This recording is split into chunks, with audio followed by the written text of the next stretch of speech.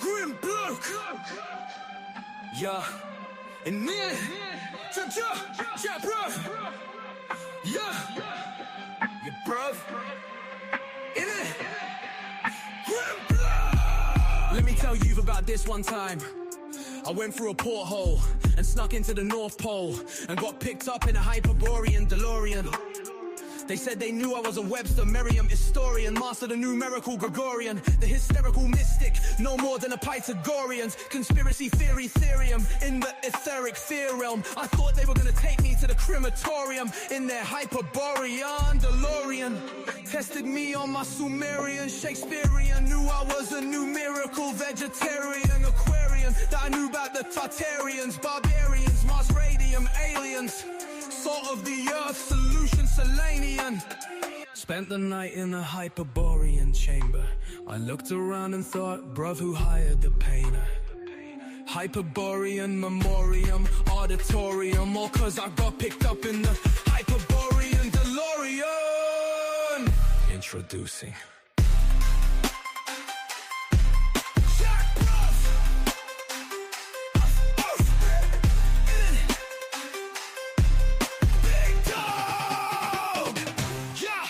all love. Jack Ruff. Yeah.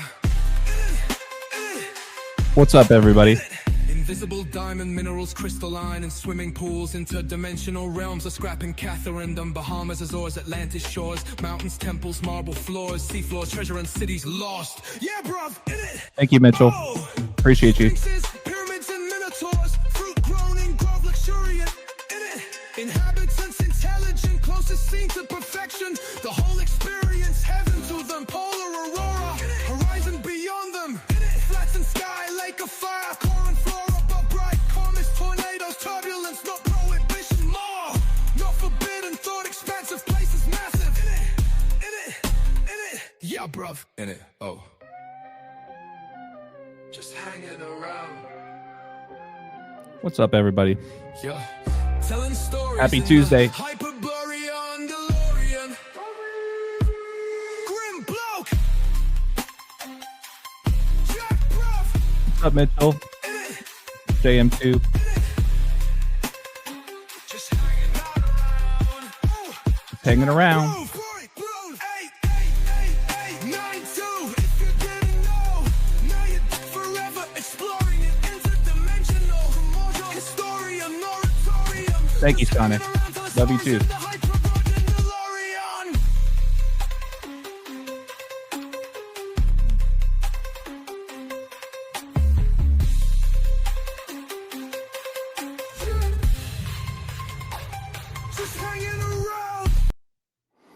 I got to work on a slow drop down of that. I like that ending, but welcome back, everybody. Welcome back, ballers, to another episode. I believe episode 25 or 26. What do I have here? 24. On October 28th, 2025, eye to eye with AJ, Rambo, and KODI. Rambo, Codes, you guys out there, can you hear me? I can hear you. Awesome. Good to see you guys again. Like I say, it's the best night of the week. Thank you, everybody, for joining. Already 64 in the chat. I know we had somebody here asking, what's on the menu tonight, sir? Where'd it go? I lost it. Chat's blowing up. But we're about to dive into it. I got some things prepared from a live I did earlier today. Just really recapping what happened last night, tying MLB history with, what was it, a 18-inning World Series Game 3.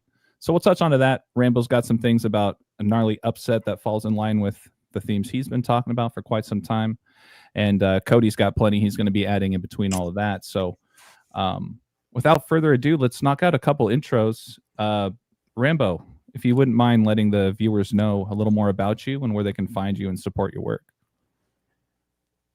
Yeah, thanks. I think most people are familiar with my work, but those who aren't, hi, Susan. Thank you. What I do, I analyze life. I ask the philosophical questions about life. What is this place? Who are we? Why are we here? Those kind of questions. And to do that, you have to go below the surface of, I guess, the conventional quote unquote analysis. And you have to look at the mystery traditions, mythology, look at, So like the Matrix theory, that's those things you can't look at if you're going to really analyze this mysterious place. Place is a mystery, life is a mystery, and that's what I look at, and that's so I call it the truth codes because I look at the codes, which clearly appear, and we all do this. So we show these patterns that appear, and I mean, I personally do not claim to know the answers, but it just adds to the mystery, and that's what my channel is about. And it's called The Truth Codes, and it can be found at patreon.com/thetruthcodes.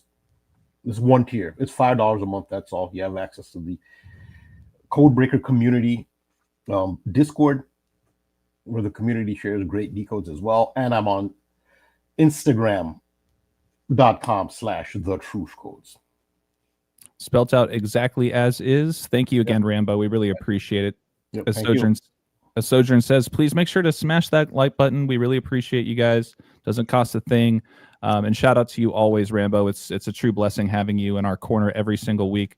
I think you bring a very strong amount of the percentage of this audience. So I know everybody appreciates you. Well, you. But once again, you guys, it's $5 a month, and that is for all of Rambo's content. You guys can also find him on Instagram at The Truth Codes. Cody, you have the floor, brother. Yeah, nice to be here with you guys again, Rambo and AJ, and look forward to what we're going to get into today. And also thank you to everyone who's in the chat, as usual. And if you guys want to find me, you can find me on YouTube. A lot of you guys are watching on my channel right now, Decoding with Cody. And then support link, which is always greatly appreciated, would be, instead of using YouTube, a lot of people using YouTube still, buymeacoffee.com/decodingwithcody. That's where you can support the channel. And yeah, let's have some fun tonight, guys. We appreciate you, Codes. Yeah, thanks again for joining. Always a pleasure. It's amazing how off the cuff you are able to be as we just bring multiple topics to the table. So we appreciate you, Code. Sojourn loves you as well. As for myself, I go by AJ, Balll Don't Lie, 3 L's in Ball. Just an image here of the 9 or 10 mini books I've written now. And I'm also working on my 11th, and I'll share with you a further extension to it after what happened in last night's game.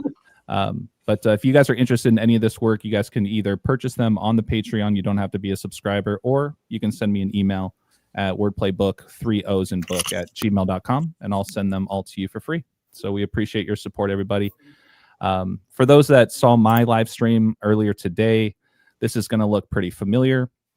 I went into kind of deeper detail, if you will, during that particular stream, but ultimately, I'm going to kind of breeze through some of this highlighted stuff. These are just screenshots from my Patreon page yesterday. As you guys can see, we had a great night because really I was only looking at Alejandro Kirk and Shohei Ohtani for a few reasons.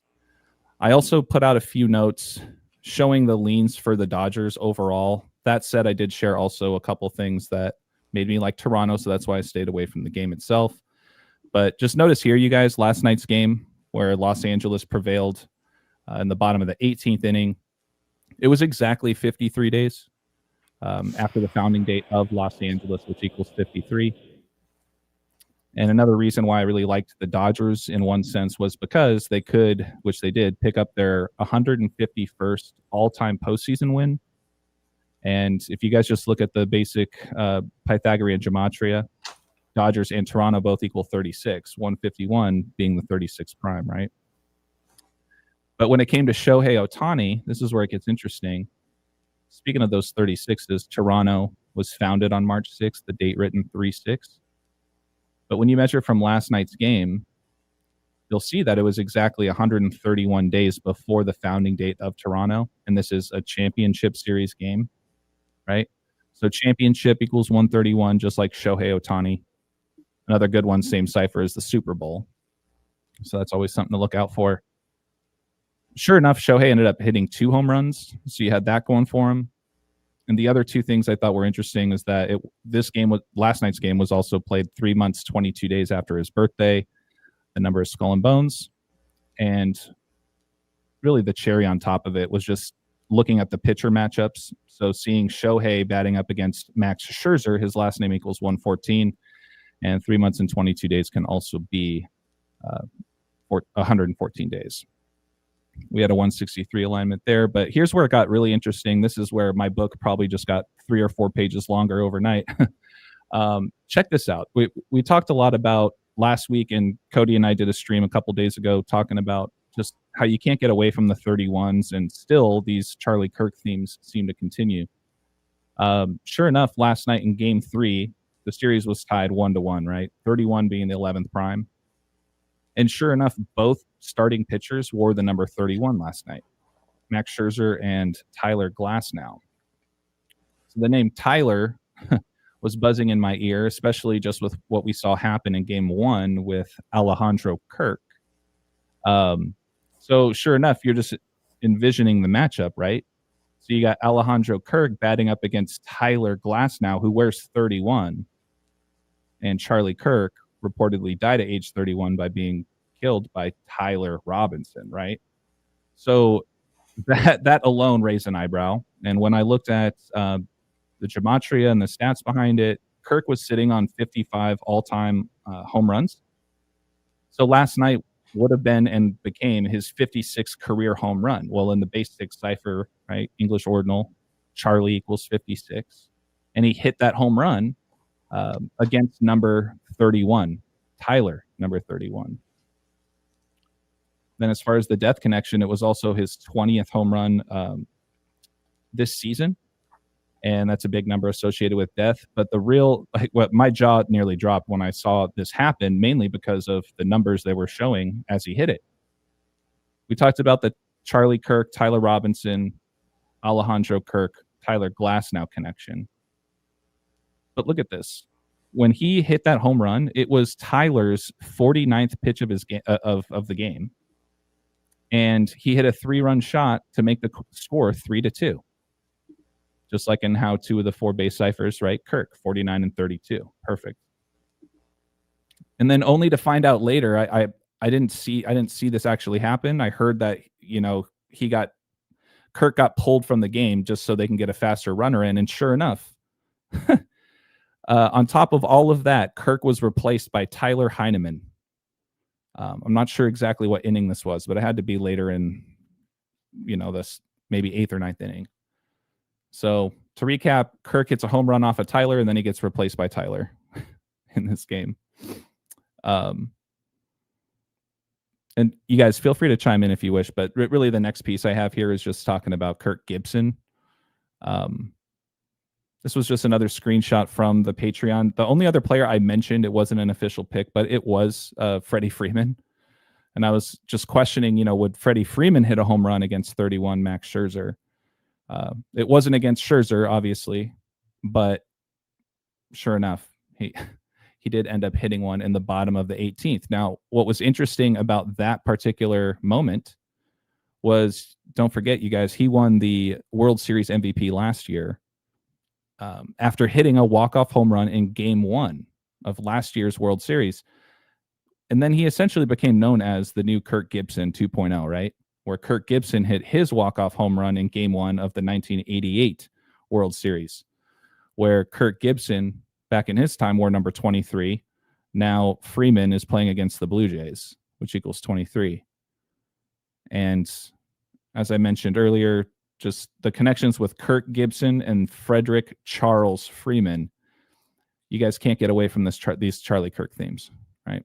So that's all I really had to kind of kick things off and recap just what happened even last night as Game 4 now is taking place.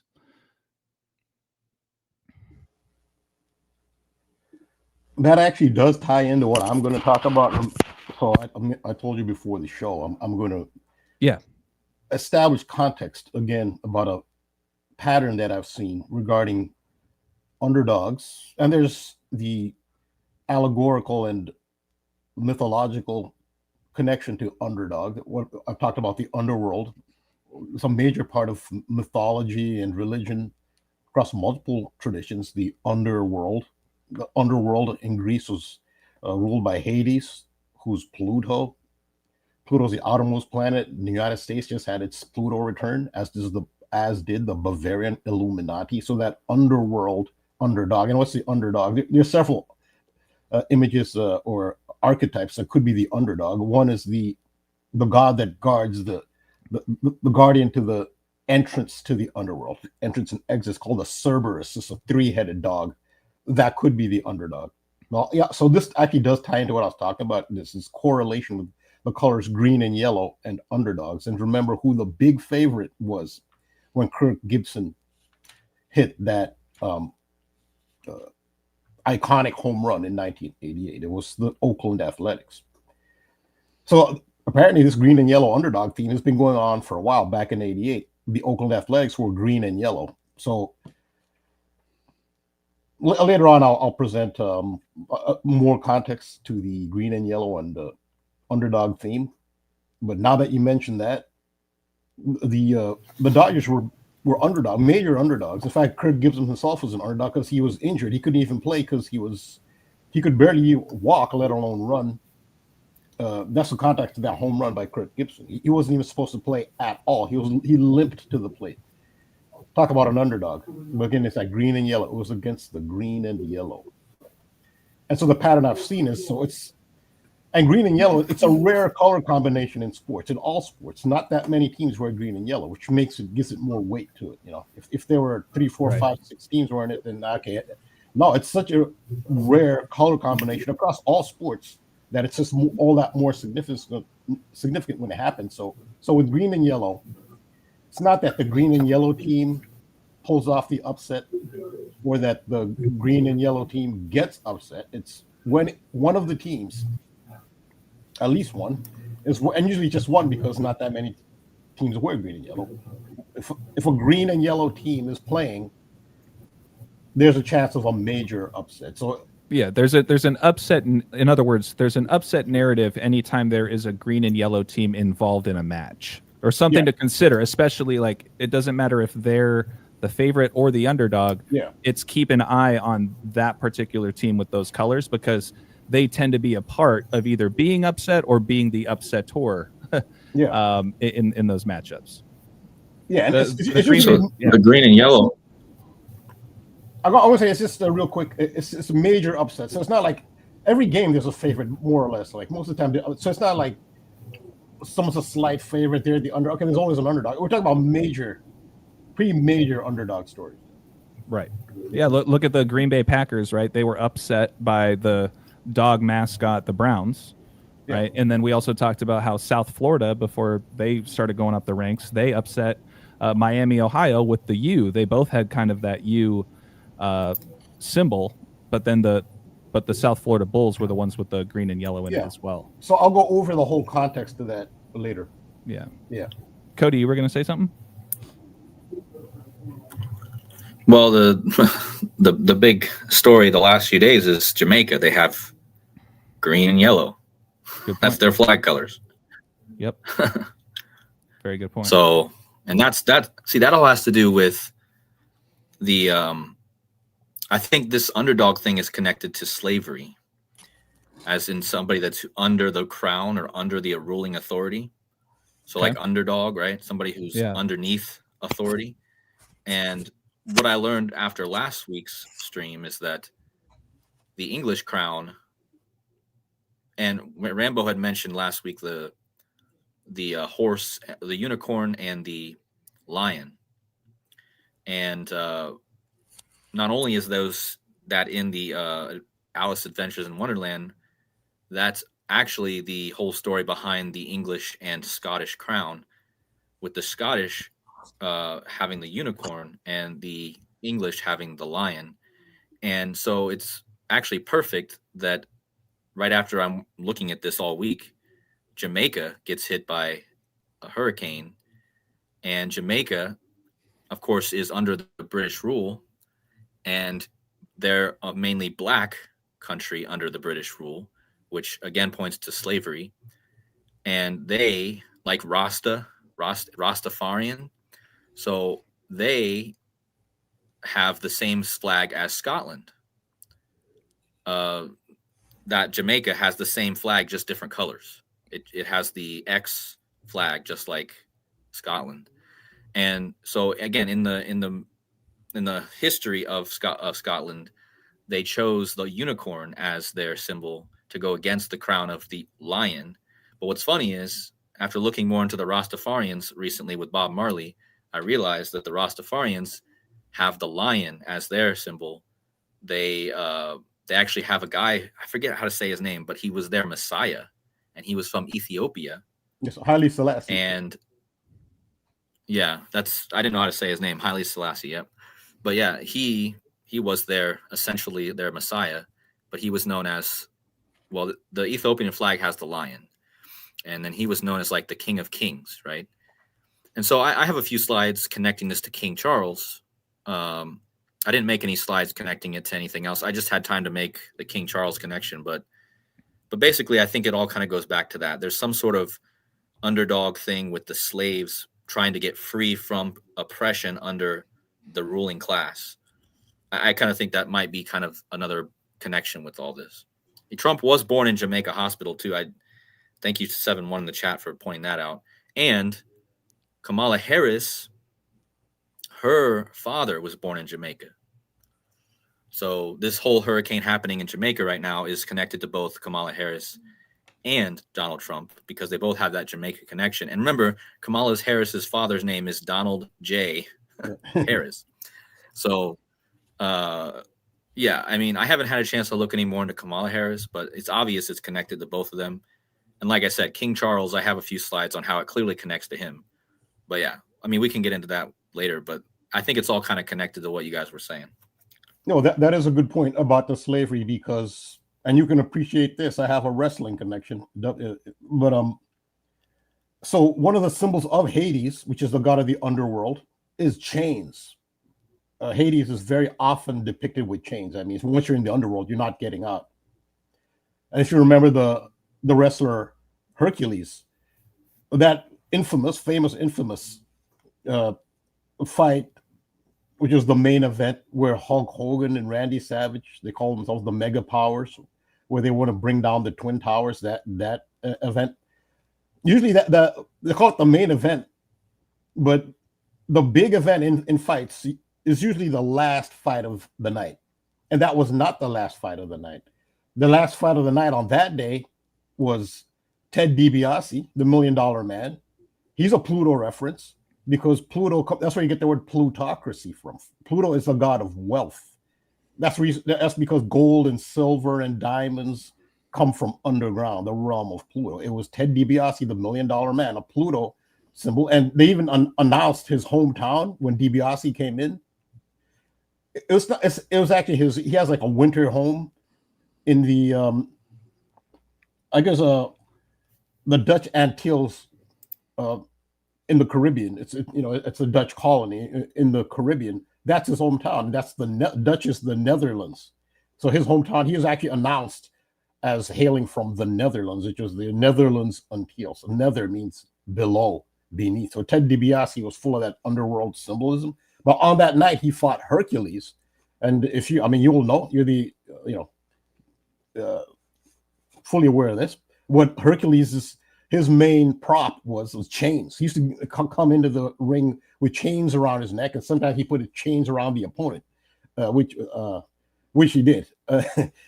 So the chains, which is also a symbol of slavery. Also think about Dutch Antilles. How did Netherlands end up way across the world in this tropical island? Well, that's part of the legacy of slavery. So yeah, the chains and the underdog, and that ties into all that I've been saying. That is a symbol of the slavery, and chains are a symbol of the underworld, where you get underdog from. Yeah,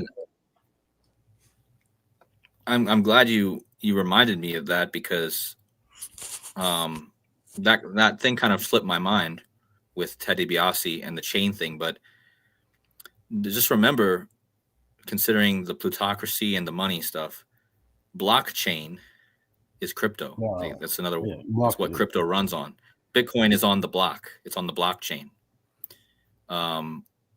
And so this as I pointed last week, this event, the main event, was in Market Square Arena, like a square, like a block. And then you had the Ted DiBiase thing, of course. But then you have blockchain. But then you also have the date it happened was February 3rd, which actually is one day before the current Federal Reserve Chair, Jerome Powell's birthday. And I noticed this was all kind of connected to him. And we have this hurricane hitting now.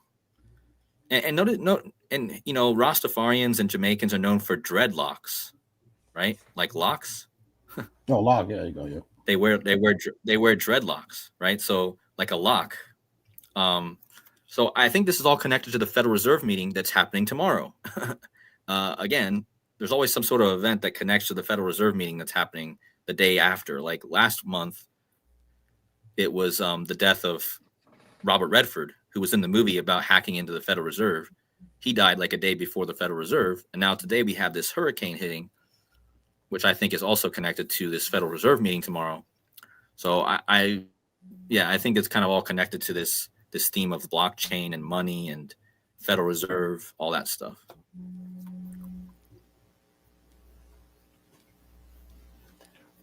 Was there anything else, Codes, that you wanted to share? Like, do you want to share your screen on that? Or because I know that you mentioned that there were some things about the tropical storm and whatnot that's been going on. I'm not sure if you said you had something prepared. I don't know if we're ready to get into that yet or not.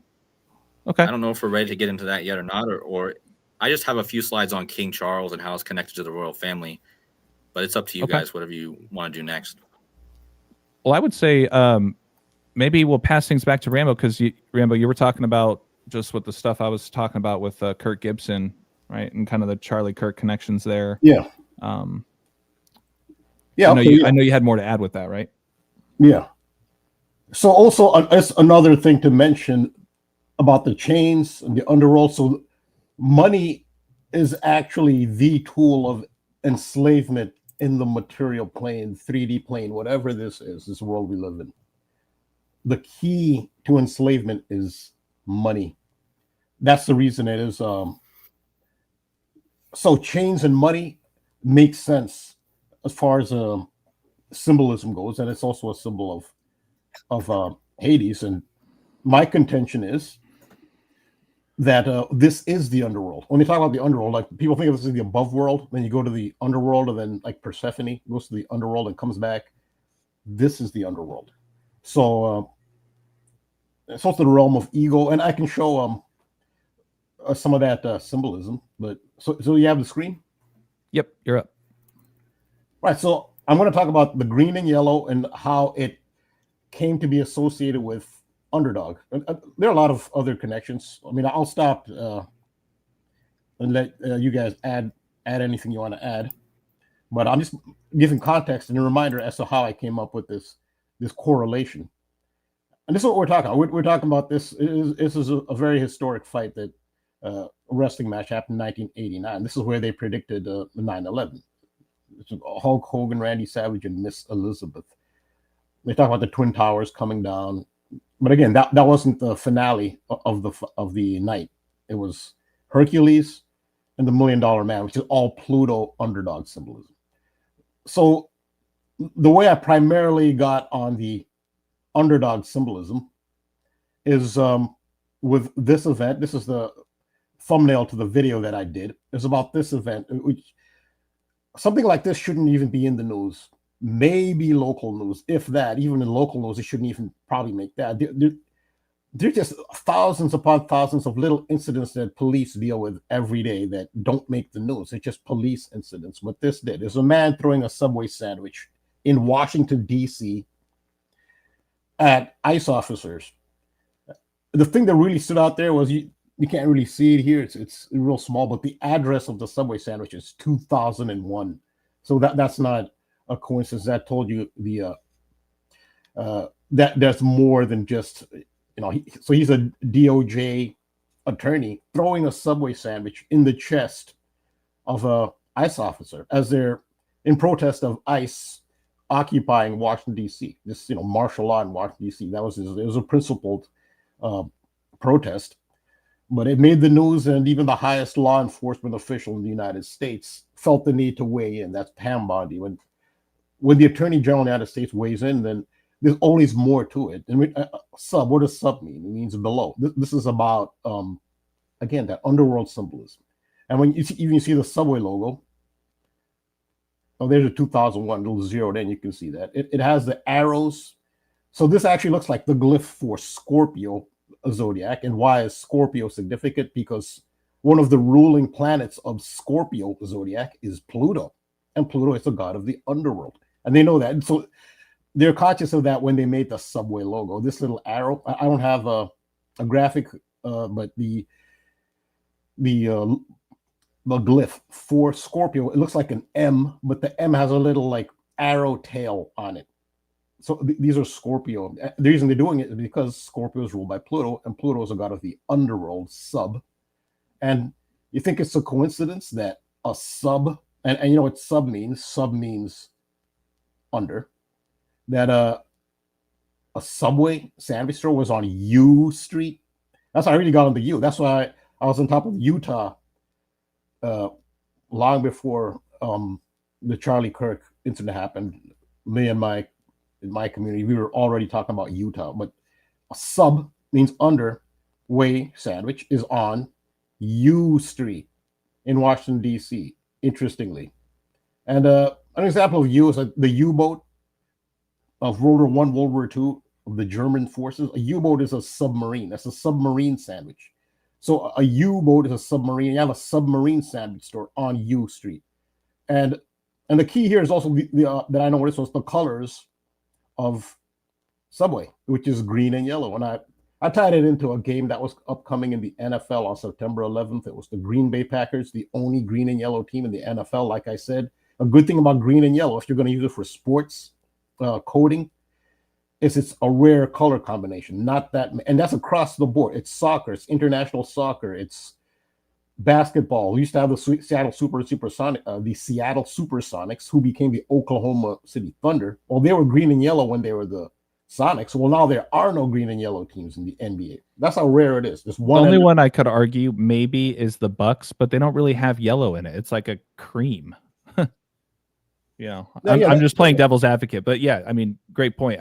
You were mentioning the A's earlier. They're the only team in baseball, right? But yeah, there's only one team in baseball. I think there's one in hockey. I'm not sure who. The Wild are green. They kind of have a trim of yellow, but I wouldn't necessarily count that.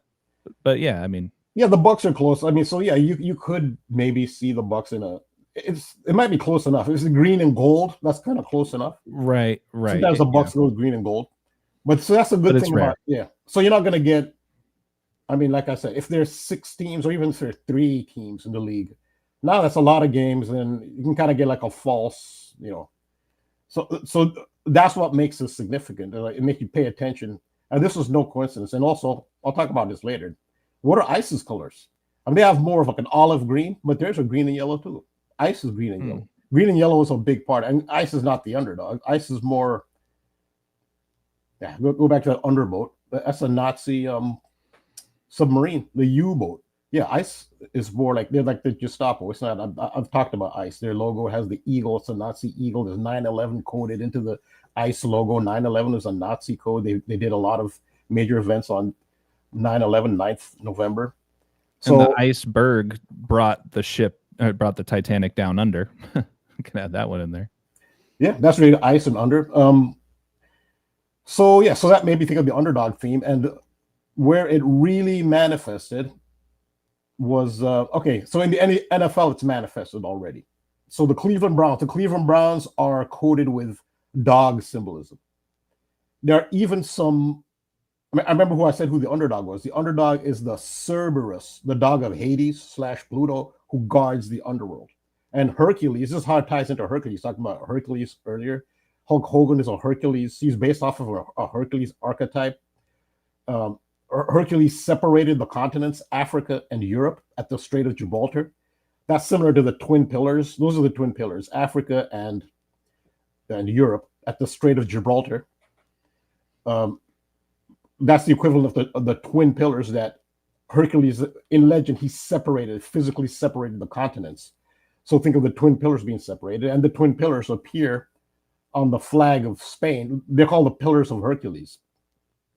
This is what's on the Spanish flag. So when Hulk Hogan talks about the Twin Towers are going to crumble, first of all, what colors does Hulk Hogan wear? He wears red and yellow, the colors of Spain, and so he would be the appropriate one to talk about the twin pillars coming down. And this is also, look, you pointed this out, AJ. Appreciate. I didn't even notice the pink lion, and not just it's like a pale pink lion, which I didn't even pay attention to that. There's actually pink on the Spanish flag. I didn't even notice that, which was relevant. There's that pink lion, which is relevant because that was the color of pink was very significant. That was the color that he was wearing here. So all that symbolism came together. So the first, right. So the Cleveland Browns, they have the dog symbol, which relates to Cerberus. The Cleveland Browns are one of the worst teams in the NFL and are not expected to really do anything this season. The green and yellow Green Bay Packers are contenders for the Super Bowl. They're contenders. They're championship contenders. There's night and day contrast. But so this is from the Browns website. Browns Nation, it's a fan website. Browns open up. This was the third week of this year's season. Browns open up as big underdog. And who's the underdog? It's Cerberus. Underdog. I mean, so that was a big, so there you had underdog, big underdog. So this one, so it's a major, there's always going to be a favorite underdog, but when it's a major one, so this was even they're saying big underdog. It was major against the green and yellow Packers. So what do you think happened next? And also, it's very common for I think it's probably like every Cleveland Browns home game, you'll have fans with the Cerberus is a three-headed dog of Hades. To have a three-headed dog, this is going into mythology and archetypes that rule the Matrix. This is more than just football. This is going back to some ancient mythology, and mythology is not just stories to entertain kids. There's deeper meanings to the mythology, and it all manifests in football. There's more than just football going on. So hopefully, if you don't like sports, you can still appreciate some of this. And so what happened? Browns shock Packers after wild fourth quarter rally. They pulled off the upset against the green and yellow, the underdogs, Cerberus. This is ancient archetypes being manifested in 2025. You see it in sports, popular culture, news. This is what rules the Matrix. These are the allegories that rule the Matrix. It's more than movies and entertainment and news. And plus, Pam Bondi, what's her zodiac sign? Of course, she's a Scorpio. She's ruled by Pluto, so of course she weighed in. So this is an example of the green and yellow and the underdog. And this is from Wikipedia, just to show you, here's the Cerberus and Pluto with his three-headed dog. And so this is another thing about ice. Ice is a euphemism for diamonds. Like somebody has diamond jewelry, you say they have a lot of ice. And where do diamonds come from? They come from underground, the realm of Pluto. And what do ice wear? They wear green and yellow. Now, they're not the underdog, but so ice comes from under, but they're more, they're the authority. We're talking about enslavement, the underworld where there's chains. KODI talked about it had to do with enslavement. So ice is like the enslaver, more like the overseer. It does have a slavery connection. You're trapped in the underworld. Well, and again, I'll say this multiple times. This is the underworld. This is not the above world. This is the underworld. When you're born here, you're born. That's when you're descending into the underworld here. The underworld is a place where you are tested, where you have to develop and you have to see through it. And that's what Alice in Wonderland is about. And I can get into that too. Alice in Wonderland was initially going to be referred to by Lewis Carroll, its author, as Alice in Underland. He actually initially called it Underland, then changed it to Wonderland, which made it more marketable, sounds more fantasy, more appealing as a children's story. And of course, it's way more than a children's story. This is Underland we live in.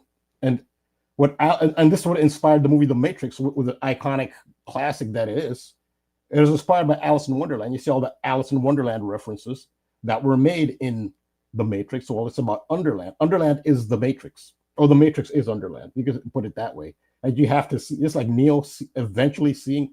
So Neo is really based on Alice, and Alice's, or Neo, those are archetypes for all of us. We have to see through the Matrix. I think first step is realizing that this is not the above world. That's the first illusion of the so-called matrix, if you want to use that analogy, the first illusion is that this is the underworld. That this is the above world. When you die, you go to the underworld. No, that's the opposite. This is the underworld. And man charged with assaulting. So it started on this. So you can see how it manifested already in the NFL. Now, on the 3rd of September in Portugal, I had no idea. I didn't see this one coming. So this is how it manifests in mainstream news. After I identified the pink and the pink shirt and the green and yellow and the subway, which seemed like a minor, insignificant incident. No, it was not. It's not insignificant. Clearly, it wasn't. Look at what happened in Portugal. This has made world news. There's a tragedy, a crash. They call it a funicular. That's the name of these. It's like these trams. They call them funiculars in Portugal. There was a crash, and there's a lot of death. I mean, this is something that never happens here. It's just a freak accident.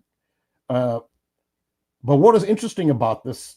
There's this very oddly placed Subway store, a Subway sandwich store, right at the site of the crash. Just right after I'd been talking about this, but I didn't see this coming.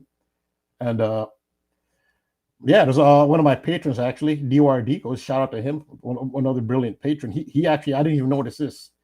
First, I didn't even know about this Subway. I saw but another thing you point out was the color of the buildings, that pale pink color. Look at the color of the buildings, that pale pink. It's also a very odd location for a Subway sandwich store. It's a little hole in the wall. If this sign isn't there, you wouldn't even know there's a Subway sandwich there. It's a residential area. There are no stores around it. There are no other, restaurants and stuff. It's just a very out of place Subway sandwich store in Portugal. It's not in the United States. So yeah, I think Subway is significant with its green and yellow, but I never saw it manifesting like this. And that was on 3rd September, as I said, or September 3rd, 93. Underland is 93. So there's something going on with this. But so the biggest upset so far is one of the biggest upsets in football history. Hopefully, I know most a lot soccer fans or fans of English soccer. Nonetheless, hopefully this can still get your attention. This is one of the biggest upsets in the entire history of English soccer. They invented soccer, so they have the longest history of soccer. This is one of the biggest upsets. It was Manchester United playing Grimsby Town, a team from the 4th tier. You have divisions, Premier League, and then 3 other divisions below that. You have relegation and promotion.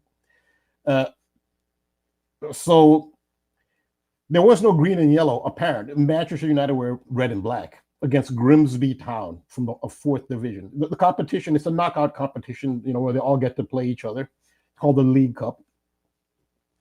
Now, the reason Manchester United represent the green and yellow is because when they were initially, and Manchester United is literally one of the most widely supported sports franchises in the world, probably top 3, top 4. I don't even think top 4 lowest in the entire world. Manchester United, they're just a behemoth of an organization. But they were red and black, but they started off wearing green and yellow. That was their original colors. In fact, if you go to Manchester United games today, you'll still see a few fans in the stands looking around wearing green and yellow. This is an example, because they see this as an indication of their roots. And this is what, had I looked at it, I would have seen it coming. So Grimsby Town beat Man United, joins ranks of biggest cup upsets. So here's another example happened this year, the upset and the green and yellow. But this is a more occulted green and yellow, because Manchester United, this is what they wear now, red and black, but they used to wear green and yellow. And I have to shout out Adam, the Illusion. I mean, he wasn't really aware of my decode, but I'm looking at his decode on the game, and he pointed out where the manager of the team that upset them, Grimsby Town, where he's from. He was born in England, but he's from Gibraltar. And when did I mention Gibraltar? I mentioned the Straits of Gibraltar, which is where the Pillars of Hercules are, where in mythology. So the Pillars of Hercules are the promontories that flank the entrance to the Strait of Gibraltar. The northern pillar, Calpe Mons, is the Rock of Gibraltar. That's on the Spanish side, British territory. The corresponding North African peak, not being predominant, is the identity of the southern pillar, Aliba Mons. So the Pillars of Hercules are, one's on Morocco, in Africa in the south, the others Gibraltar, which is in southern Spain, in the north. And it's a map to clarify. Strait of Gibraltar, that's Spain, Morocco. I used to live right here, so I've crossed there before. But and it just so happens that, and Hercules goes to the underworld. He's related to the underworld because Hercules has 12 labors. His 12th labor was to retrieve the Cerberus.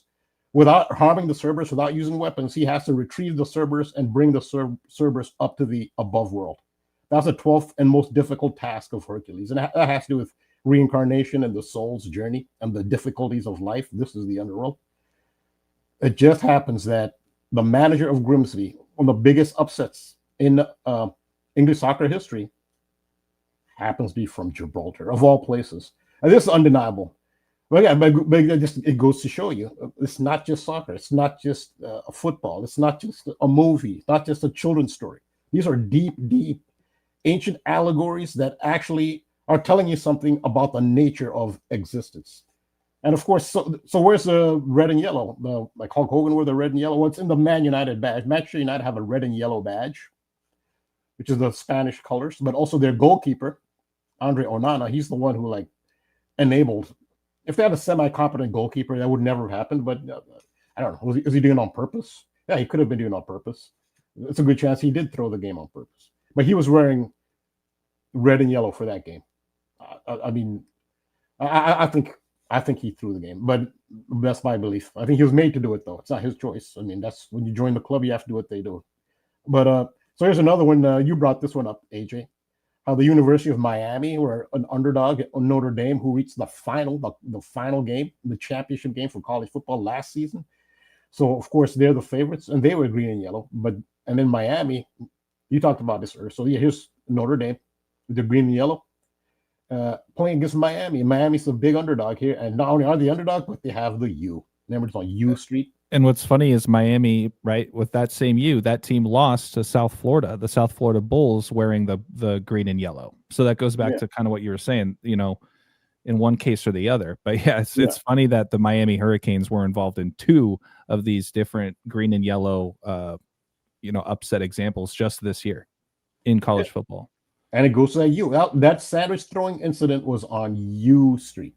I mean, I was so clear to me, this sandwich thing, there's so much more to this. And this is more like this stuff I'm missing. I can't see everything. And there's that U, which is the U is underdog. I mean, underdog has that's his logo on his chest, the cartoon dog. I've been still trying to find connections between the actor who played the voice of Underdog. And there's also an Underdog movie, which was made recently, relatively, like within the last, I think, 10 years or something. He has that U on his chest. And they did do it's an actual movie. And I look at the actors who voiced them, and I still haven't. I know they're involved. Maybe somebody in the audience, or maybe I'll make a connection. But I'm surprised I haven't been able to make a connection with the actors who voiced Underdog. But that's going to be relevant at some point. Hopefully, I'll see it. So it's the South Florida Bulls you're talking about. They were green and yellow, and they had upset Boise State. So now they're no longer underdog. At this point, they're not underdogs anymore. They're like Gonzaga in the college basketball. Like you're an underdog until you keep pulling off upsets. You pull off enough upsets, they're no longer upsets. You're no longer an underdog. So that's what. So South Florida now, they're not really that much part of the narrative. I think they fulfilled their role because they're just now they've beaten so many teams. But okay, so this is the context for what led up to what happened this past Thursday, October 23rd, 2025. There's a team from Cyprus, the island of Cyprus in the Mediterranean, small island. The team is called AEK Larnaca. When you look at the team, it was formed in 1994 from a merger of two older teams. So it doesn't even have, it's 31 years old. I'll talk about the significance of 31. They're 31 years old, this team. And look at their colors. So I guess so. Those are familiar with American sports and American college basketball. This is the only analogy I would make. So in European football, the most prestigious sports competition in soccer is the European Champions League, because that's where all the best teams, all the money are. And all the international players from around the world, the best players, all play there in Europe, in the European League. So the Champions League is that's the Super Bowl of soccer. And that's for the best teams of all the European leagues. They take their top teams that finish in their leagues, and they play a competition, a separate competition for the champion of Europe. That is like the top soccer competition. I'd say it's even bigger than the World Cup. It is. That's what every player really wants to win. That would be like the NCAA tournament. But in NCAA basketball, there's also the NIT. NIT is not as prestigious, but it's still important. So they have a similar competition called the Europa League, which is like the NIT. Those are for teams who don't finish. They're not a top team in their leagues, but it's still a competitive. So this competition here, it's not even. They just added this new competition for. That's just an oversaturation of soccer. But anyway, so that's what this is. It's like the Champions League, but it's like the NIT, like a lower level NIT. That's the best analogy I can make. But nonetheless, the team they're playing is a very good team from England. The Premier League is called Crystal Palace, and I've done decodes on Crystal Palace because they're very heavily coded with the time symbolism. Crystal Palace. They're from London. London's zero meridian. The zero meridian is the benchmark for time zones around the world in London. That's why you have Big Ben there. It's all about time. And they had a player who I focused on who was from Greenwich. It's Greenwich Mean Time. That's 0.00 degrees longitude.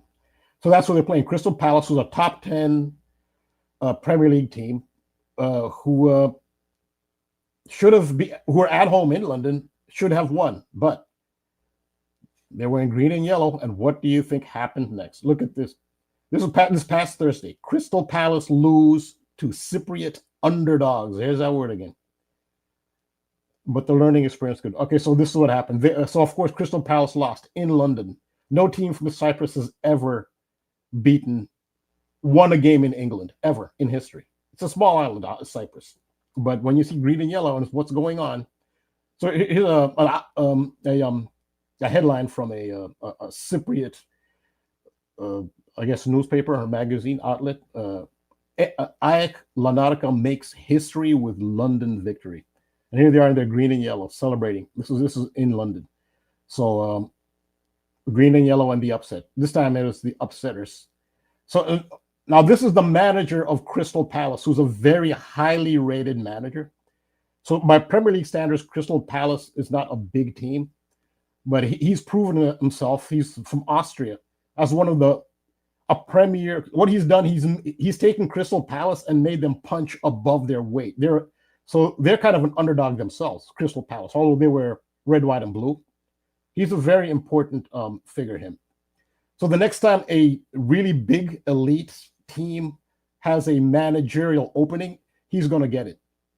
Between him and another manager, he's one of the top. So all the managers, it's a hot seat. There's a lot of pressure to succeed. The next manager who is kicked out, those into soccer can guess who will be the next one. I think it'll be the Chelsea manager. That's a big, rich team. He'll be the next one. He's considered. He can take a underdog team and routinely, but look at his name, Oliver Glasner. Who were you just talking about? What's the name of that pitcher for that you were talking about of the Tyler Glasnow? Glasnow. Look how similar their names are. Glasnow. Yeah. Yeah. Well, and then I'm not sure if I'm gonna intercept your caught alley-oop pass here. Go ahead. but maybe not. We'll see. But you were talking earlier about with the subway and the ice connections, and ice is equivalent to diamonds, right? Yeah. Doesn't that kind of fall in line with glass and crystal, like a Crystal Palace and glass? No, that's a right. Kind of tying right back into the color themes with the green and yellow and the subway and ice and all that. That is absolutely a great comment. Now, you didn't intercept my pass. I was going to talk more about what you just said in a separate decode because it's just too much information now, and I want to let KODI get in. But it was too much to present here. But I was going to talk about it, so that's great that you're on top of it. So the name of the team is Crystal Palace. So remember the 119 Nazi code. I've been going on and on about the 119 Nazi code that I've been talking about. How it's a significant number to Nazis who they inherited from Rome, and Rome inherited it from Babylon. The first Solomon's temple was brought down by Babylon on the 9th day of the 11th month, Tisha B'Av. Rome used that date, 9th day of the 11th month, to bring down the second temple. Rome used that. So the Nazi party used 9th day of the 11th month, 9th November, to attempt a violent overthrow of the German government in 2023. And then the Nazis opened the Holocaust with, what's the event on the 9th day of the 11th month in 1938? It was Kristallnacht. And they used that date again, 9th day of the 11th month. And so what does Kristallnacht mean in German? It means the night of broken glass. It's Crystal Palace, Kristallnacht. And it was 119. And where is he from? He's from Austria. And you know who started the whole Kristallnacht thing? I mean, he's from Austria. I mean, he's not a bad guy, but I'm saying that's how they're quoted. And we have the NFL game on the 9th day of the 11th month in Berlin, in the stadium that Hitler commissioned. They're consciously doing Nazi coding. This is conscious. And the Nazis still exist. It's not they're coding with some organization that, some nightmare from the past. They still exist. They never died. In fact, one of the examples they gave their calling card to let people know they were still in existence. When they brought down the Berlin Wall in, what is it, 89, 90? When they brought down the Berlin Wall on the 9th day of the 11th month, that was a message for people paying attention. That is a message that the Nazis were still in power, because that's their date, 119. That's when they brought down the Berlin Wall. And so you're right, glass and Crystal Palace, Kristallnacht, was on the 9th day, 11th month. It started the Holocaust. And the logo, I don't have it up here, but the logo of Crystal Palace is the Eagles. Is an eagle. Their nickname is the Eagles. The Eagles, which is a logo on ice badges, and ice badges have the 9/11. I think I have this here, since you mentioned ice. Oh, I did not put the ice badge up here. I thought I did. Well, anyway, the ice badge. Oh, that's another decode. The ice badge has 9 rays on top and 11 stars on the bottom. That's 9/11. And that's on Nazi code. That's why they act like the Gestapo. Gestapo were secret police. They have unmarked cars. Their identities are hidden. It's secret police. And that is actual Nazis. And they wear green and yellow. So you're right. Yes, I was going to go more into this in another decode, especially him. He's a very important figure. I know if people aren't into soccer, maybe it might not really draw their attention or interest, but he is Oliver Glasner is and he's from Austria. I'm not. They use people for this. I'm not saying he's at all. I mean, that's the ideology. What he is used. See here the Eagles.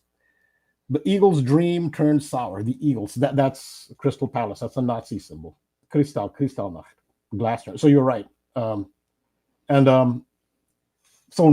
Narcissus. Oh yeah. So this is a statement he made. He said he told his team after the loss, "Stay humble," because he's thinking that his team are getting a little too big for their britches, not taking opponents seriously. His thing was stay humble. I did some gematria on that. But it is an underdog reference because a symbol of the underworld of Pluto is the Narcissus. Narcissus that's where you get narcissism. That's ego. Where is the realm of ego? Why is the god of the underworld? Why is his symbol have to do with narcissism and ego? Why is that? You just put it together. This is the underworld. This is the realm of ego. It's this realm here. This is not the above world. This is the realm of ego. And that's what we have to see through. That's part of the matrix, is the ego, that physical 3D self, which, I mean, I don't know. It's not going to last long. It'll be gone. It's not the be all end all. There's the spirit that abides in the above world, which that's the important thing when you see past the matrix. But Narcissus, you can see how the underworld is associated with ego and narcissism. That's very important. That's why he said, stay humble. That's like this is a spiritual message here. So yeah. So stay humble is 144. That's the time code. So Crystal Palace got into the competition because they won, which is the oldest competition in football is the FA Cup in England. It's not this is separate from the league. It's the FA Cup.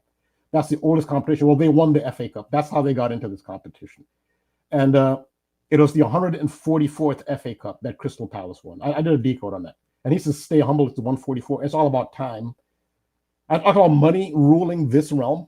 You're enslaved by money. The other enslaver is time.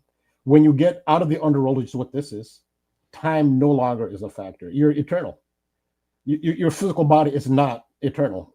And that's not the real you. This is the underworld. This is the underworld. Your physical body it'll be gone. It'll be dust, literally, eventually. The one part will not die, cannot die. It never will die. It's eternal. That's your real self, which you have to see through the matrix and see past the ego, narcissism of the underworld, and to get in touch with the true self, which I said what it is. The nature of your true self is pure love, unconditional love, and that's hard to grasp living here. Like, yeah, right, me. Yes, that is what the when you get out of here, yes, the spirit, the nature of the spirit is pure. It's pure. It's pure love. So yeah, so stay humble. That's what that's about. Stay humble. It's a deep spiritual message here. They won the 144th FA Cup. And real quick, I talked about. Actually, you know what? I'll just stop there. I mean, I think I've said a lot. Maybe if there's time to add to this, I'll stop there. If KODI can add stuff or wants to move on to his, I'll stop there for now. Yeah, KODI, you out there, brother? I know there was a lot there. I got quite a few handful of notes. I know that you have touched on a few of these things repeatedly, which is important, right? To show how the trends continue. I was on mute. Oh, no, it's all good. I was just saying, I was just writing down a recap of all the different upsets that have been covered in college football, NFL, soccer, etc. But yeah, KODI, go ahead. Yeah, I mean, I was just, thinking more about this, what Rambo's saying, and I was just thinking about all this stuff with Jamaica and Bob Marley, and then I don't have like anything absolutely out of this world to share, but it's definitely interesting. Let me see if I think I have my page. I don't know if, hold on. Can you see my page? Yeah, I see your codes. Hold on a second. There you go. Yeah, so as I mentioned before, the main colors, black's really not a color, really, is it? I mean, it's not really a color. But yeah, the main colors of the Jamaica flag are yellow and green. So it's interesting that this comes up now as this is happening, and this is the big story right now, really. That's really the biggest thing in the news that I've seen the last few days. And I was thinking, and of course, when you think Jamaica, you think Bob Marley. And, when I think Bob Marley, I think of breaking chains or, like setting yourself free, right? Like, and there's a song by Bob Marley called The Lion of Judah.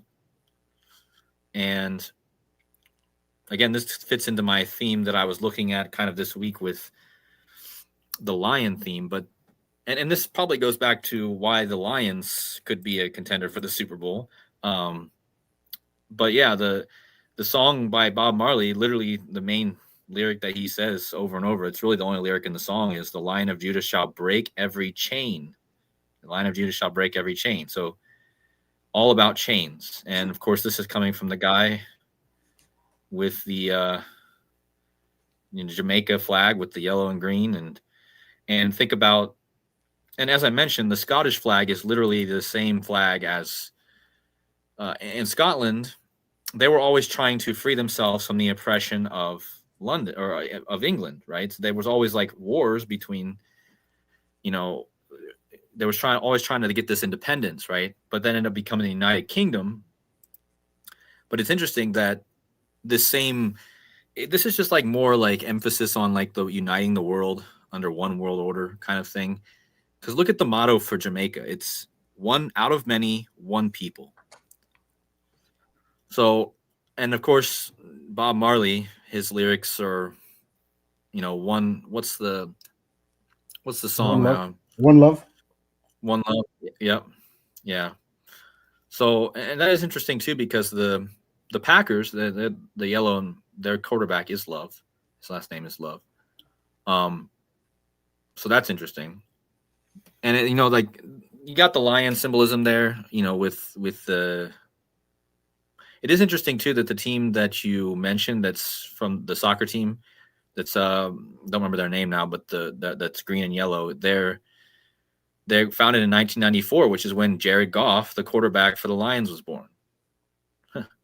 So it'd be interesting to look up and see if there's a date for that founding, to see how many days after that or before that he was born. But because we already found that connection with the other upset soccer team, with being the Lions out of Turkey. So, and of course, I just think the lion theme is so big right now with Pope Leo. But yeah, just that aspect with the Scottish aspect, being, just so I can show it. I mean, it's not exactly the same flag. It's pretty close. It's just different colors. Can I say real quick? But it's real quick. An X on a flag is called a saltire. SALTIRE. It's called a saltire. Mm-hmm. So what you see on the Jamaican flag and Scottish flag is a saltire. Uh-huh. It's how you call it. Yeah. So yeah. Yeah, that's. I mean, I'm wondering. I mean, how many flags in the world actually have this? There's not that many, is there? I mean, yeah, I know Northern Ireland. No, yeah, I don't know. Yeah, it's not that many. Yeah. But the two main ones I think of when I think of an X flag would be Jamaica and Scotland. There's also one other famous one. One other famous one. Sorry, I didn't real quick. The Confederate flag. That's the other famous one. Oh yeah. The Confederate flag from down under, right? The South. Yeah, the South. Yep. And when I think of Jamaica too, I think it's being south of the United States, and like just breaking. And again, as I mentioned, I don't have a whole decode on this. The Rastafarian, and just something, just gematria wise, I want to show that's just more proof of gematria. So Rastafari. Notice how it equals 93, 39, 150, 69, kind of like Bob Marley. It's actually a 3 out of 4 cipher match, so that's interesting. But the 93 is interesting because this is all connected to Charles III, who is the king of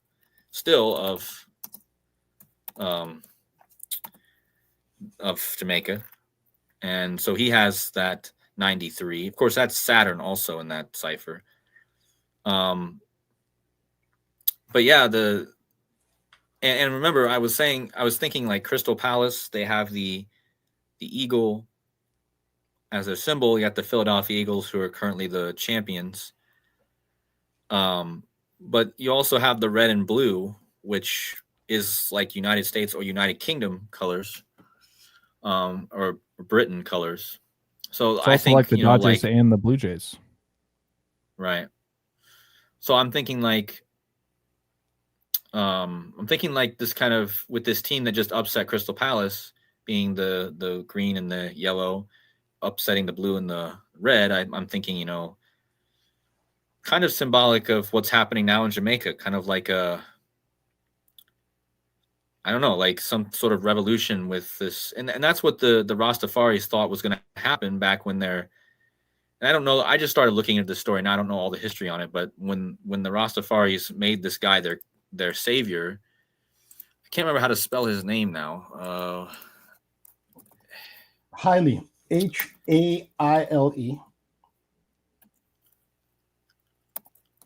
And put an S, then it'll give you. Yeah. So this guy was the guy who, if you go down, the adherents of Rastafari, Celestia is called the returned Jesus. And interesting that this is what I started looking into immediately. I saw that his name was McConnon.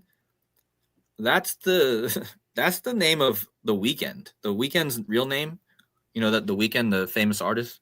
Yeah. He's got that McConnon in his name. So there's definitely going to be something there. But, I was thinking like, And then he was known as, let me see if I can find right here. On November 2nd, 1930, after the death of the Empress, Tafari was crowned literally the King of Kings. That's what the word means. I don't know how to say that. But upon his ascension, he took his regal name, Haile Selassie I, which means power of the Trinity. And he became the conquering lion of the tribe of Judah and the King of Kings, the Lord of Lords, and the elect. Wow. I mean, in this time, it's crazy to hear that anyone would call any human being any of these things, let alone all of them at once. Can I say why? Can I say partially why they say this? It's because and he's a really, really revered figure in Freemasonry. So they say that an Ethiopian queen named Sheba, very famous Ethiopian queen, travels to Jerusalem. And Solomon and the way he's described, concubines and stuff, that she was a consort of Solomon, I'll put it that way.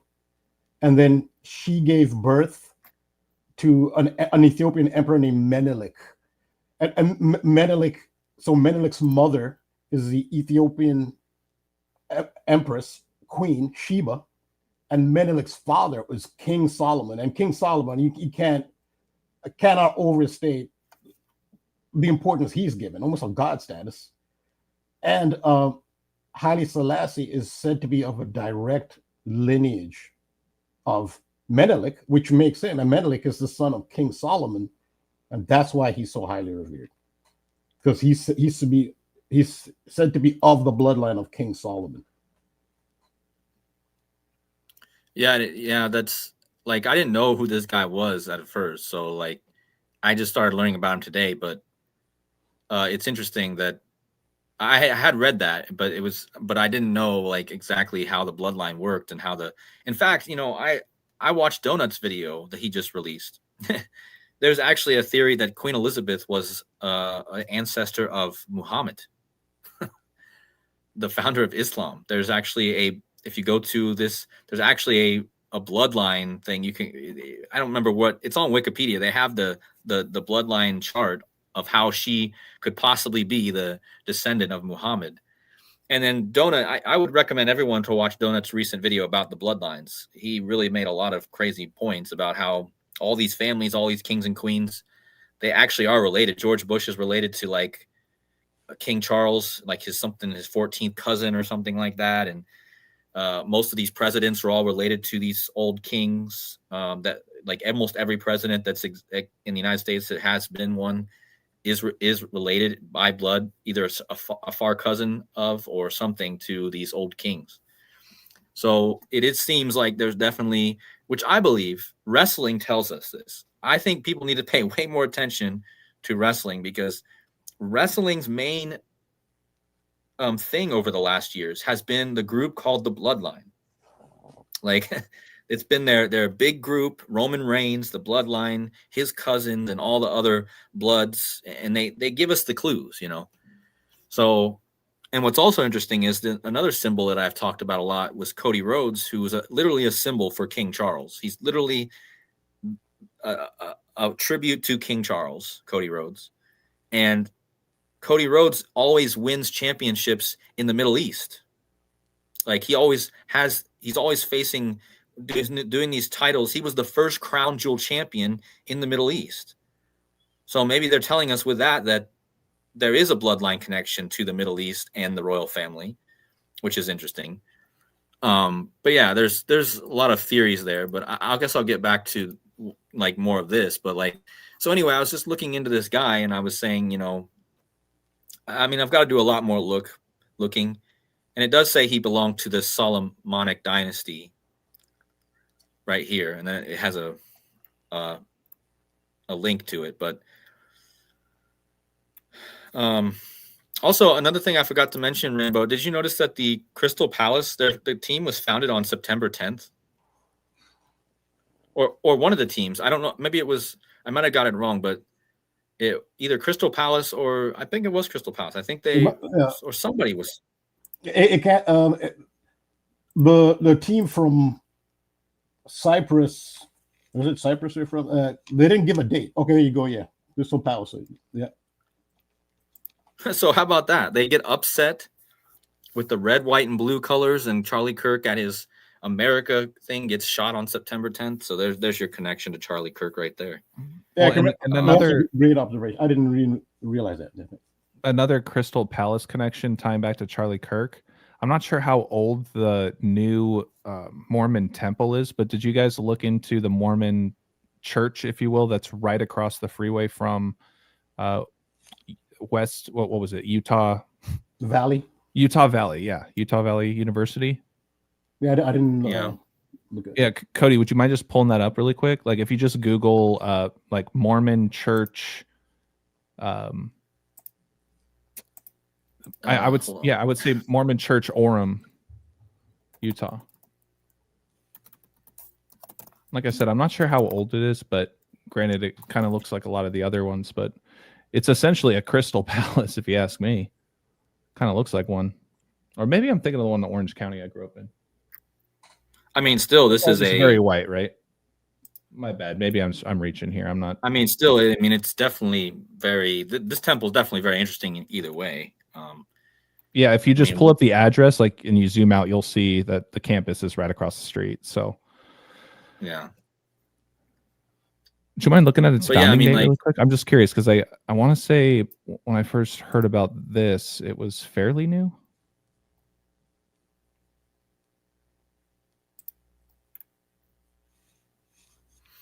Let's see. I don't want to pull us off too far. I mean, I just felt the temple connection in the Crystal Palace.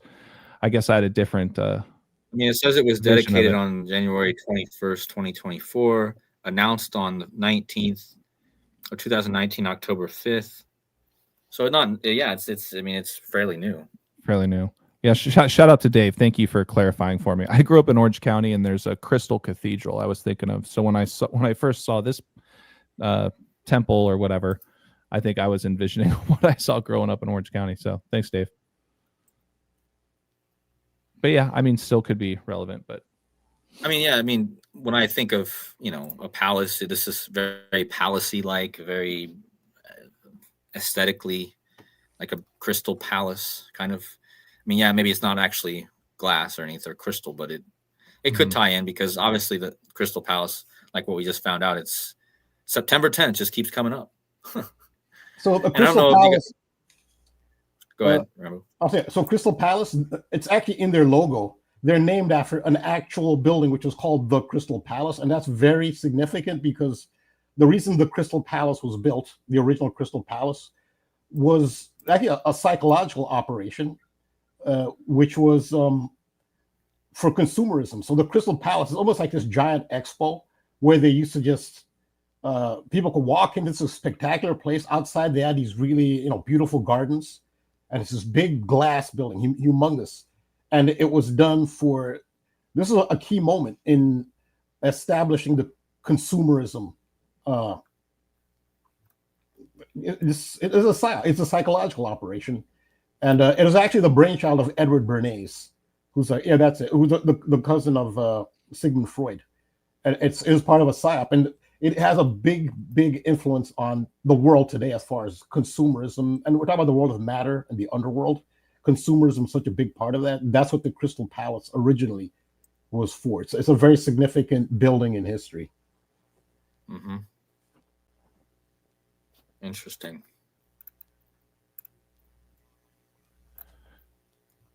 It's 88. Wait, was it destroyed? It says destroyed 88 years ago. Yeah, they got rid of it. But yeah, 88. Okay, there's a number, but yeah, it's not there anymore. Well, no, it wouldn't stay that long. Well, that's interesting too because think about it. 88 years ago, 1936. That's the year Pope Francis was born. This temple, like 17 days before he was born, it was destroyed. Huh. So that's interesting.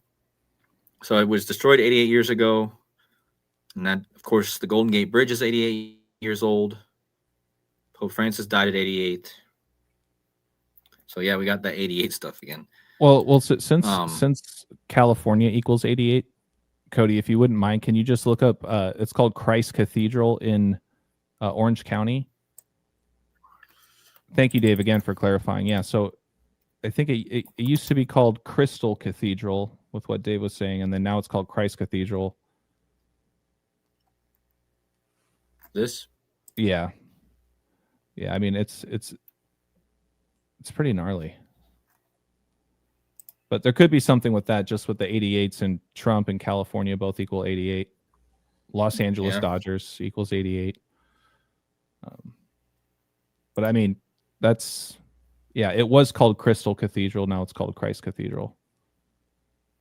So just another Crystal Palace to think about. Yeah. Especially since it's right down the road from where the Dodgers play. Yeah, that's a good one. Yeah, I mean that. Let me see here. I mean the fact that it's also, it's also the 88 connection. I'm sure it is connected, because we know that when the 88. I mean, you could probably do a whole decoding channel just based around the 88. I think.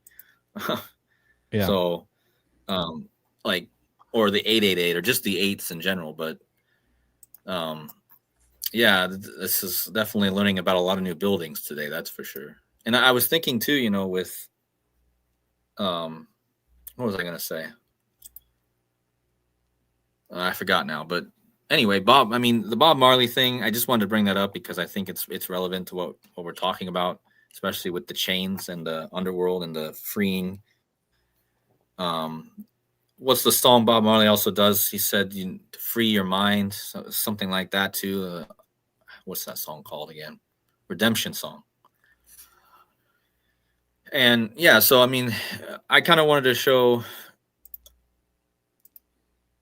this concert also. I noticed that the town of the capital of Jamaica is Kingston.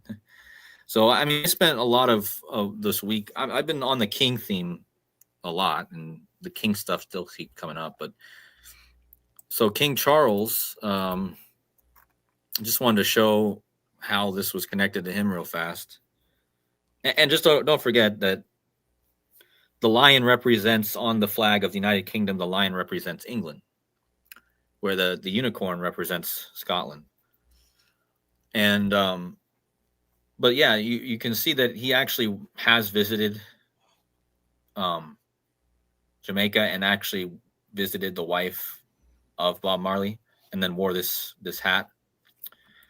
But yeah, so this hurricane, yesterday I did the decode. I thought it was going to make landfall yesterday, but it made landfall today, but it's still relevant. If you add the day, it's 906 days to today without adding the day. So it's 906 days since his coronation, and his mother died at 96 also, to go with that.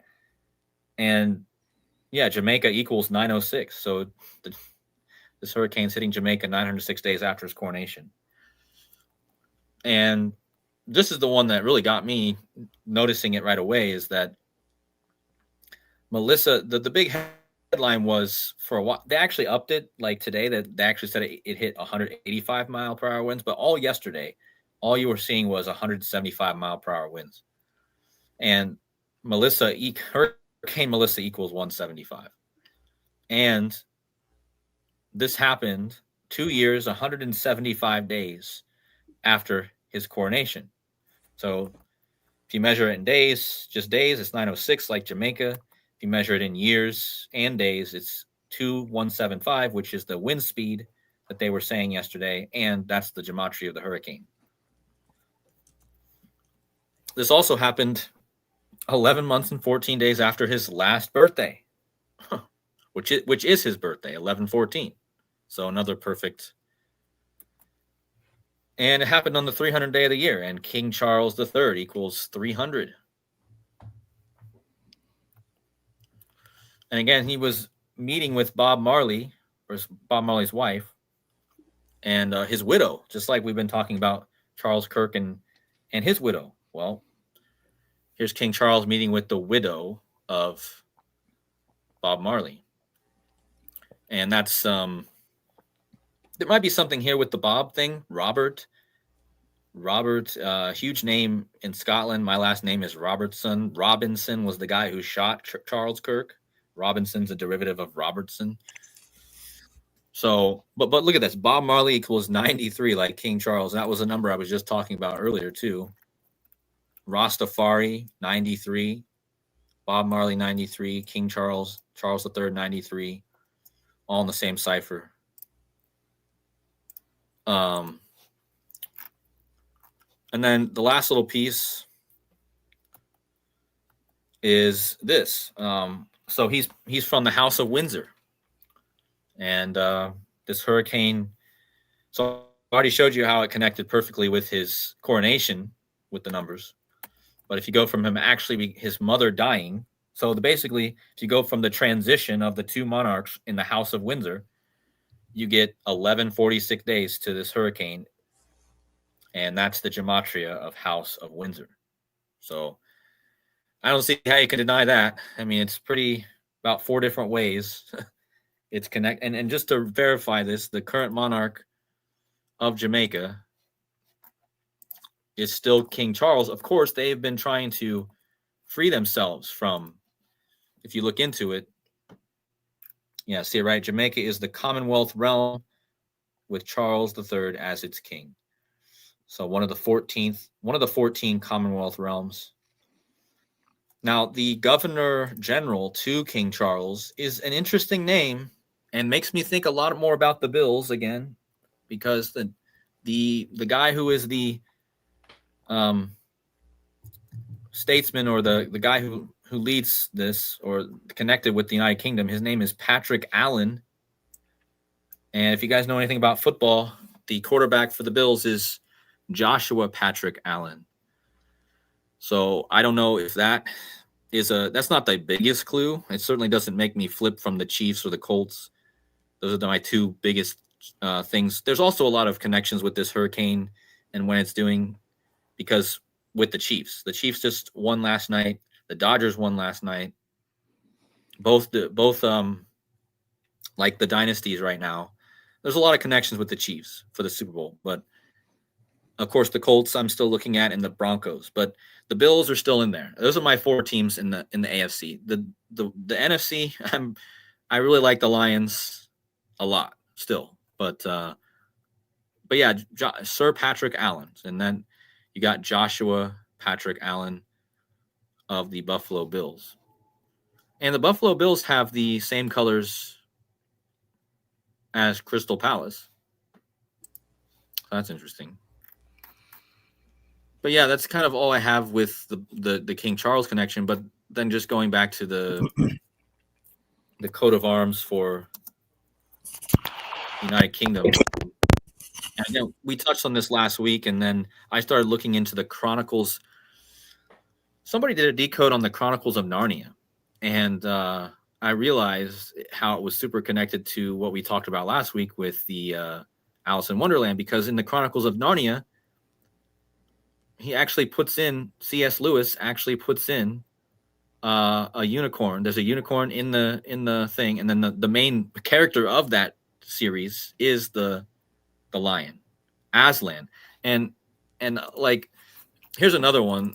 Aslan, who is the main character, he is the symbol of Jesus in that show. Like, that's what C.S. Lewis even came out and said. And notice how Aslan equals Jesus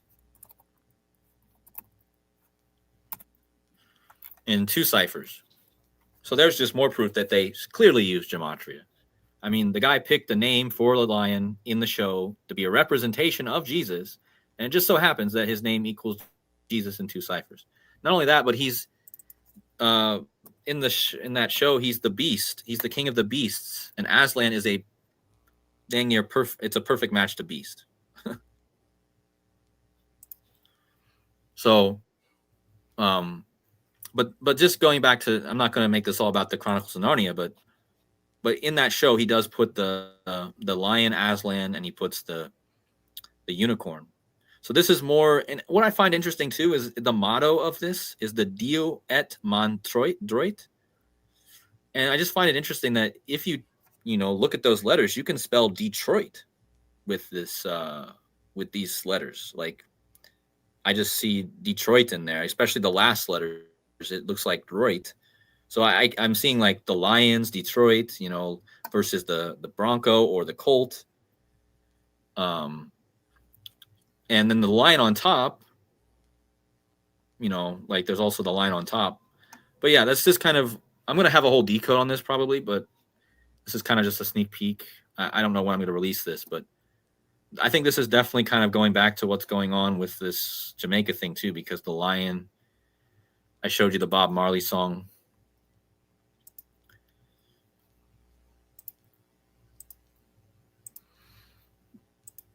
Yeah, but I think I don't know if there's anything else I can think of right now. I don't know if you guys want to add something or anything. So I was just going to mention, let's not forget about the death of James Earl Jones last year. I think it was right before, right after the release of Mufasa. Yeah. Right. It was that animated movie. And of course, he played the voice of Mufasa. So, and the Lions got really close to making it to the Super Bowl last year. Right. So there could be kind of, it could stem as far back as that. Right. Just because I know that was one of the bigger movies that came out, and James Earl Jones's death was pretty big too. I mean, one of the bigger celebrity deaths, I would say. Yeah, and I think there's just a lot of clues for the Lions. I mean, like I said, Rambo and that soccer team, the Lions from Turkey, that upset 131 days before the Super Bowl. Leo Lion, Bad Bunny being announced. Well, that's the obvious one. Like that's the upfront one. That's why I'm so looking at the Lions, because of Pope Leo. Right. And Detroit is very connected to Chicago also. Detroit is like the arch rival of Chicago in most sports. So that's also interesting. But then you have Pope Leo, you had that upset of the Lions in Turkey soccer team. Then you had them announce Bad Bunny. And this is what I think is so obvious. They announced Bad Bunny as the Super Bowl performer 16 days before Jared Goff's birthday, which was also Charlie Kirk's birthday. And Jared Goff wears number 16. And Bad Bunny was born the year of Jared Goff. Like I don't think there's any other quarterbacks right now that can make it to the Super Bowl that have a realistic shot that are born the same year as Bad Bunny, 1994. And then Rambo just brings in this other team that just upset.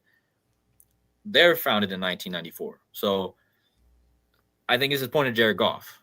I don't know why. I mean, maybe I'm wrong about all this, but it's pretty obvious stuff for Jared Goff, especially the 16 days before his birthday. The Bad Bunny, who's born the year he is, gets announced 16 days before his birthday, and he wears number 16. And it's the 106th season, like 16.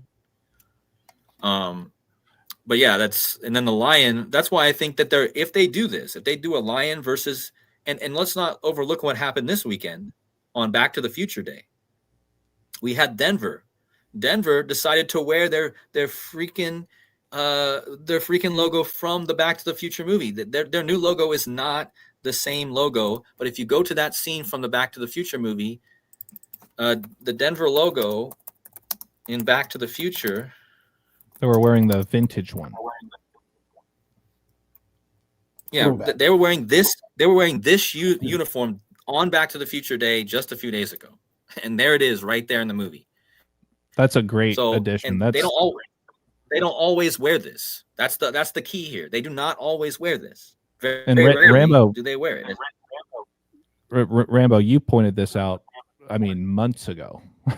I want to say at this point, at least this particular detail of Back to the Future. I know you've been on it a lot longer, but when we started talking more about once the Super Bowl logo came out, right, and all that kind of stuff. So with the Twin Pines Mall right there in it as well. Yeah, thanks for the credit.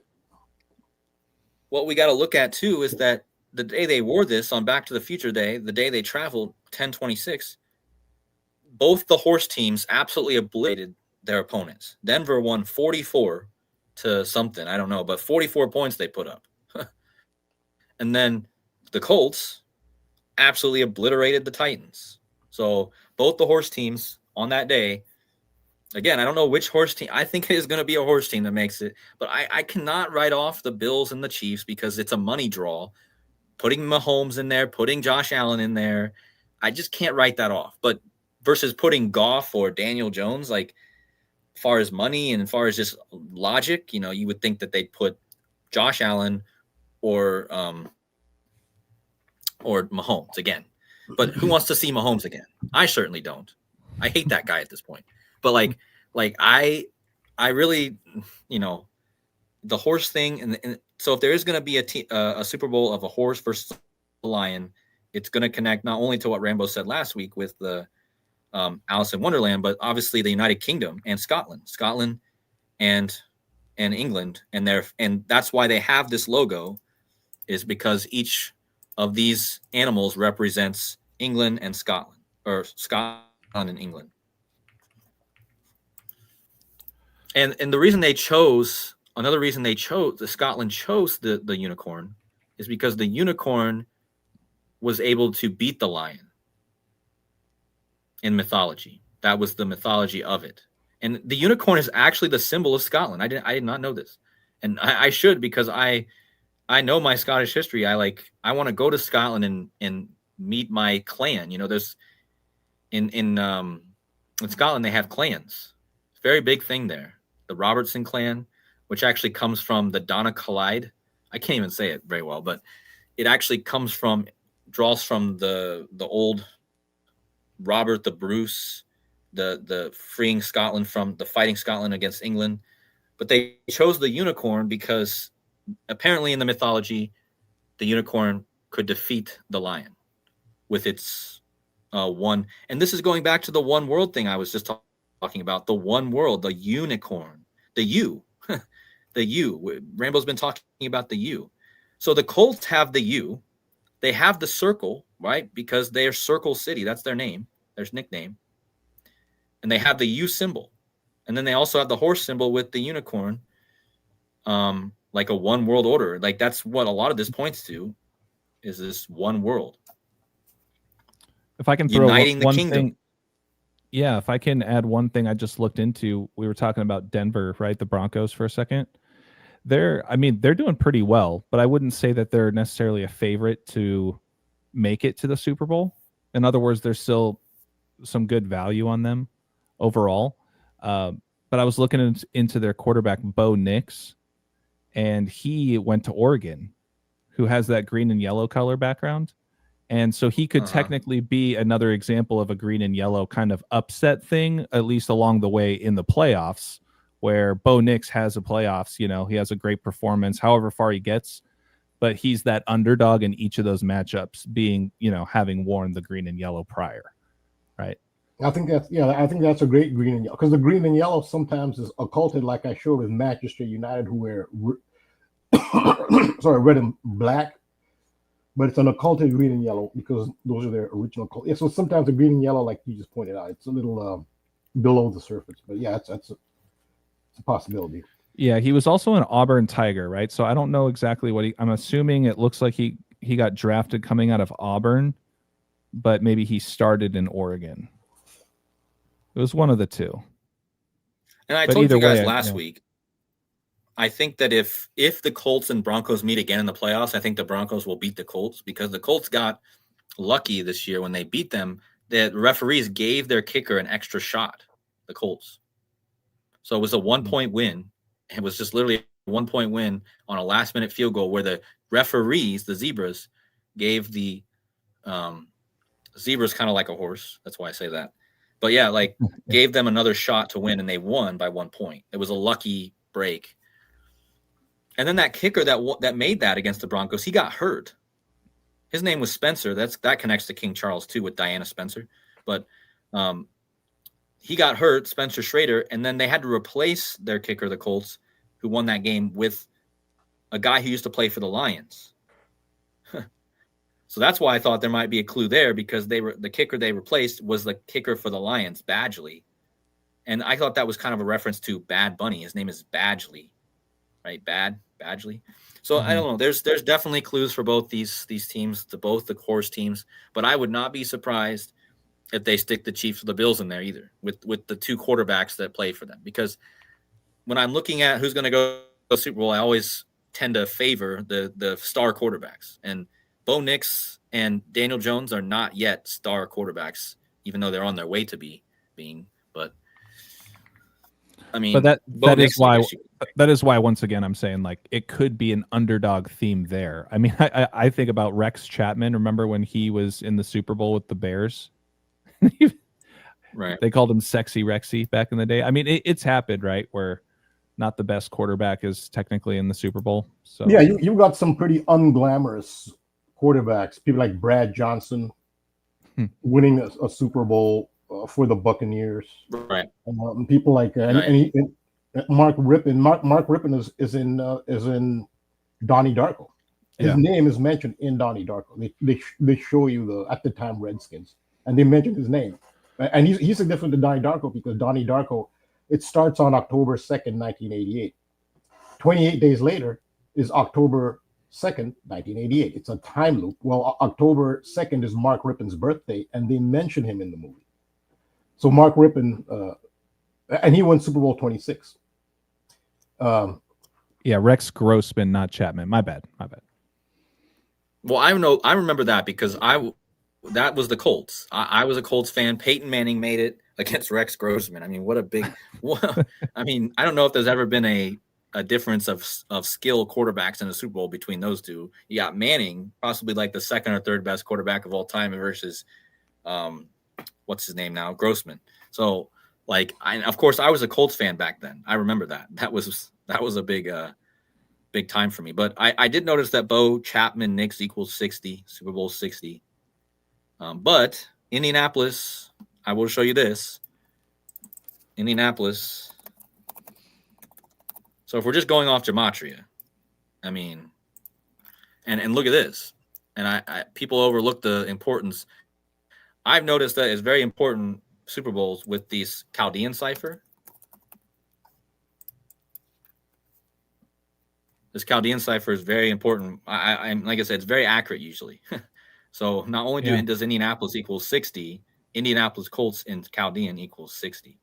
Mm-hmm. So you got that, but you got the other thing too. So I don't know. I'm just throwing out all this stuff. Also got the 267, which Pope Leo, the Lion, is the 267th Pope. Yep, and then you got the 105 for Charlie Kirk, equaling 105 and 75. It seems like they got a lot of numbers that have been pretty relevant this year. They do. They have the 105 and 75. And then they have the 75 here again, like Charlie Kirk.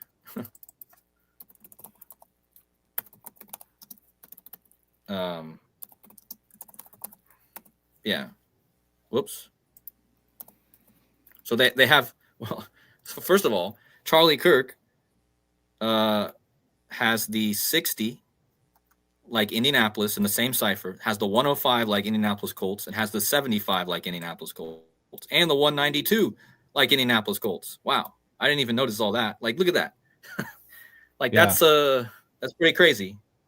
Like, that's not only like, if we're just looking at basic gematria, which sometimes fails us, we can't always rely just on that, but there is a lot of connections with the big story, Charlie Kirk and the Colts. I mean, it makes me think of like a Colt 45, and Trump was number 45 before he was 47, and we talked. And we talked about the correlation between. I mean, KODI said there must be a big sporting event happening today because it was not today, but at the time, because it was 131 days before the Super Bowl. That's when I said, well, I think it's the big game in sports is the Champions League game in soccer between Galatasaray. They upset Liverpool, and how Liverpool, they're tied in. Liverpool, that's the home of Echo and the Bunnymen. They did Killing Moon. But the star player there, he's very significant. I've done several decodes on him. Victor Osimhen, he scored the winner there, but he wears number 45. So it's a really, really super unusual number for a soccer player to wear. Well, just like Michael Jordan wearing number 45, right? When he played briefly. Yeah, I forgot about the Jordan 45. That's a good one. And this guy Osimhen, he plays with a Batman mask, even though he doesn't need it. He had a facial injury 4 years ago. He doesn't need the mask. They make him wear the Batman mask. So he's a really significant guy. But yeah, that's the 40. Yeah, you're right. Michael Jordan 45. I thought.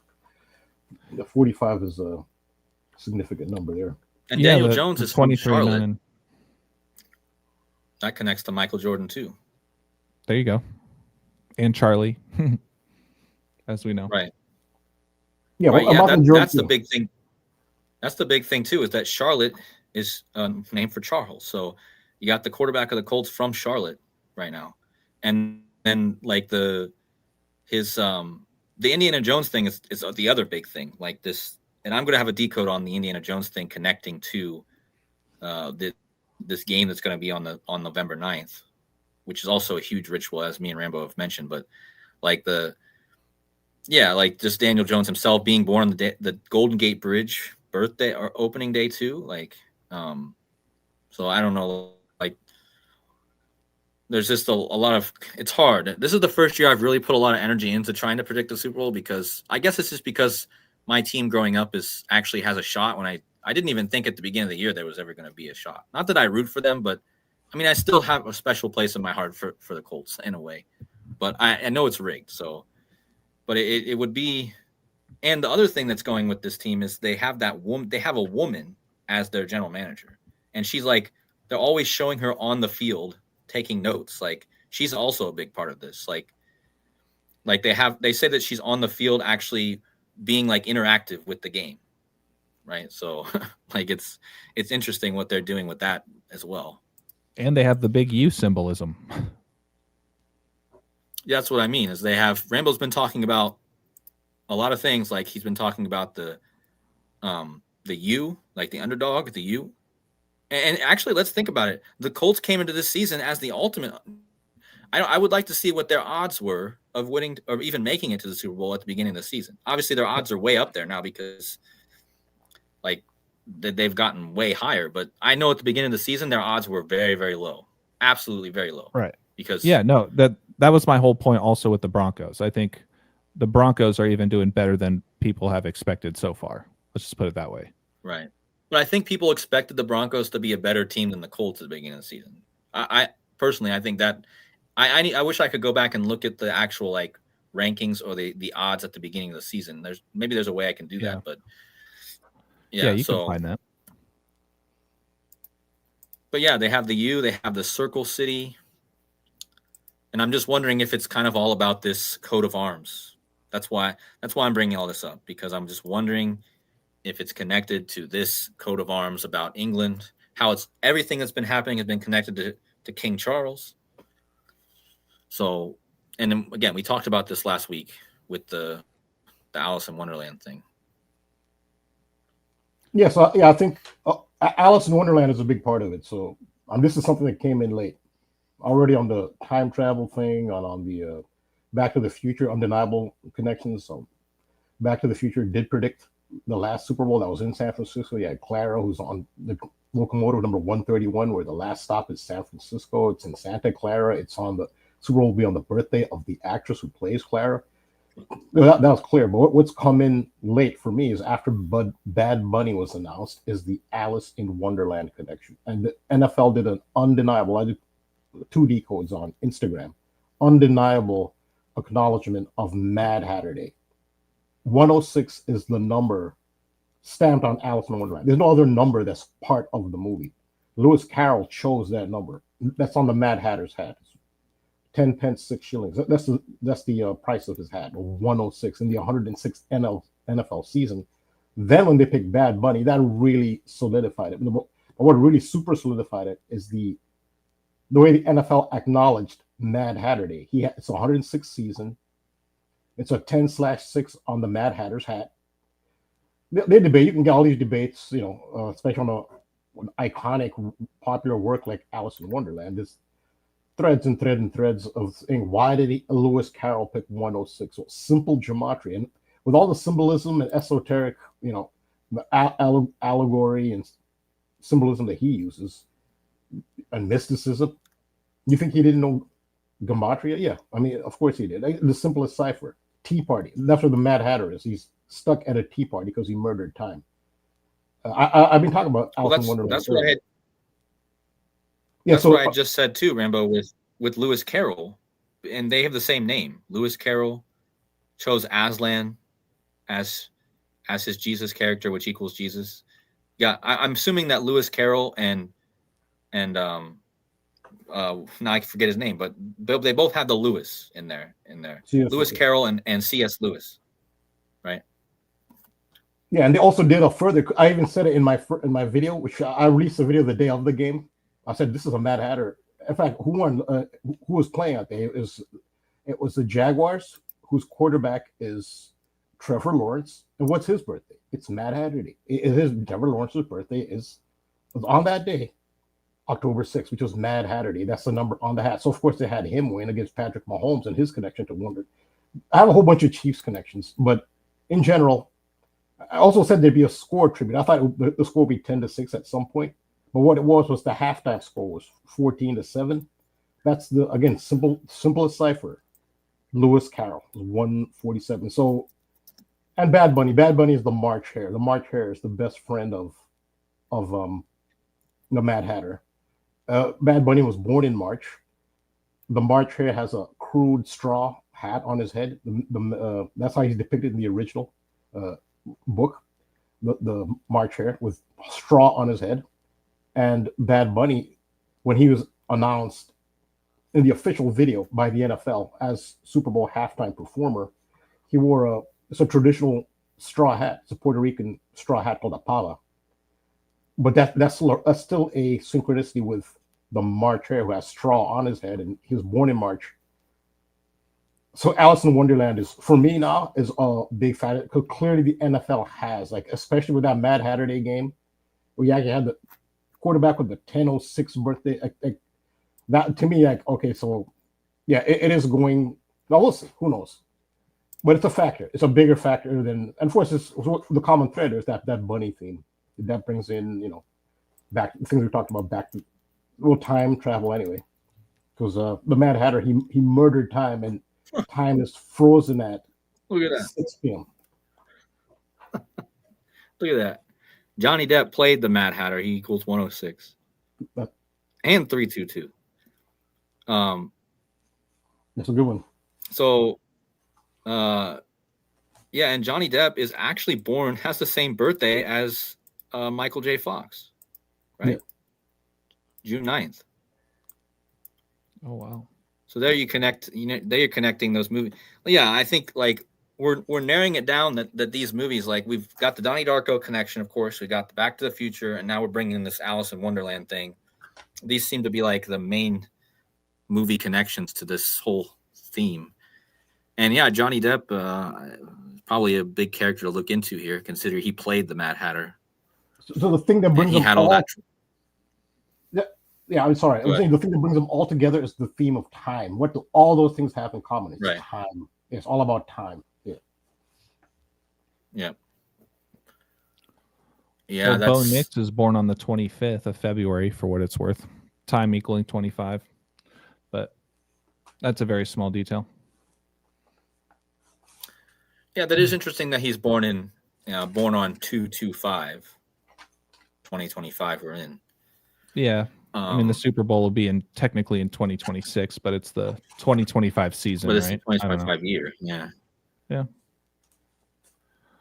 But like I'm just wondering, maybe there is a June 9th, 1963.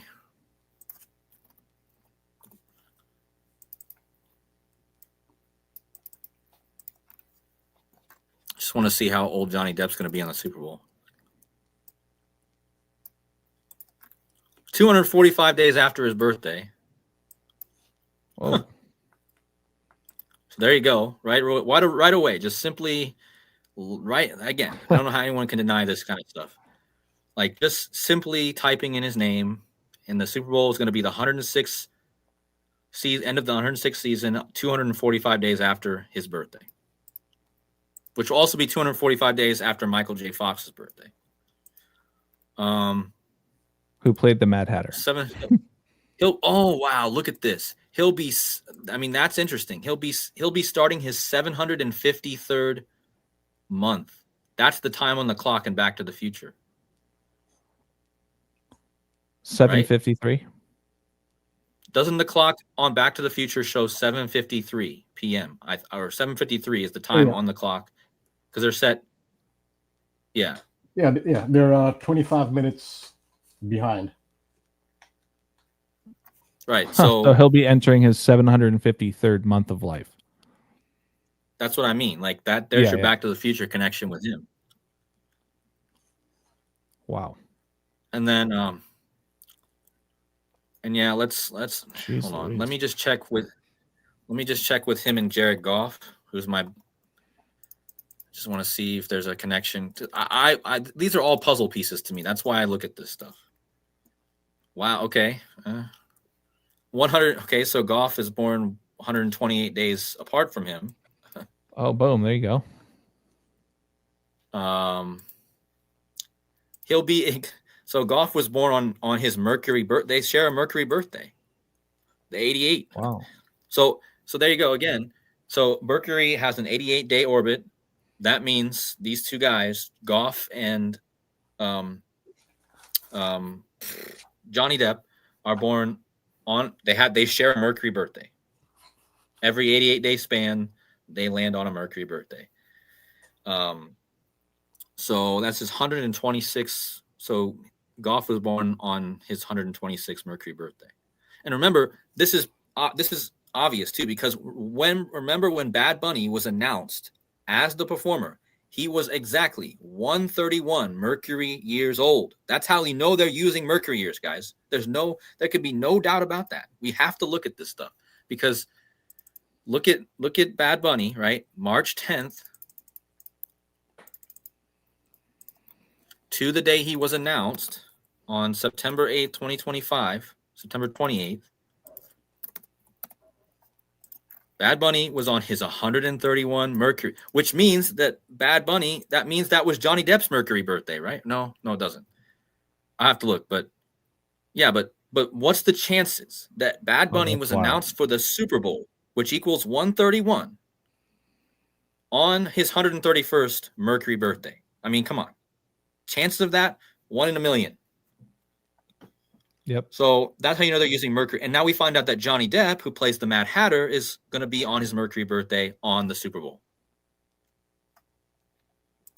Mercury is related to the Mad Hatter. The reason that hat makers are associated with madness is because they used to use they don't have modern day knowledge and safety standards. They used to use mercury in the hat making process, and that used to cause brain damage. And that's actually, so mercury is, that's actually how hatters they gained the reputation of having mental. It's mercury is directly related to hat making, the metal, the chemical mercury. And mercury also is on a more esoteric level and more allegorical level, mercury is the psychopomp. It's the guide from the above world to the underworld. And I've talked about that. And that's actually, if you want to go super deep, that's what Alice in Wonderland is about. And mercury is the guide to the underworld. But that's Mercury's direct tie to the whole theme of madness and hat making. And of course, you can think of who are Mercury symbols. Patrick Mahomes. Mercury rules Gemini and Virgo. Patrick Mahomes, I've demonstrated several times he's a Mercury symbol. That's also a consideration for. What's Daniel Jones's zodiac? Gemini, right? Oh, okay, so he's Mercury too. Yeah, he's Mercury. Bo Nix is born February 25th, so that's what that's Pisces. Aquarius. No, you're right. Yeah, sorry. Yeah, Pisces. Sorry, Pisces. I was gonna say my mom's born the 24th of February. I know she's a Pisces. I mean, it depends on if you're looking at sidereal too. If in sidereal, it probably would be Aquarius, wouldn't it? Yeah, in sidereal. No. Yeah, that's what it is. But like another interesting thing here. So when Bad Bunny was announced as a Super Bowl performer on his 131st Mercury birthday, Johnny Depp was 258 Mercury years and 60 days old. Like Super Bowl 60. So Bad Bunny was announced for Super Bowl 60 on Johnny Depp's Mercury 60 days after his Mercury birthday. So that's pretty interesting too. I like to usually just use when they land on actual birthdays, but I've also noticed that you can also look at these extra days after, because Cody, I mean that seems if you pretty don't, interesting. yeah, no, Go ahead.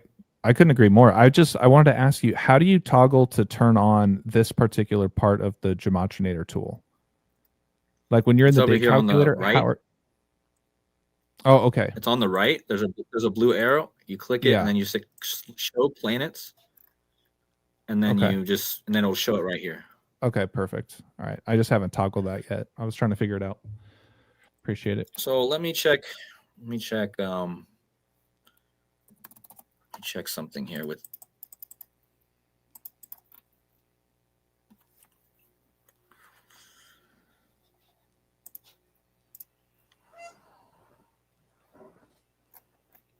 So it was almost Johnny Depp and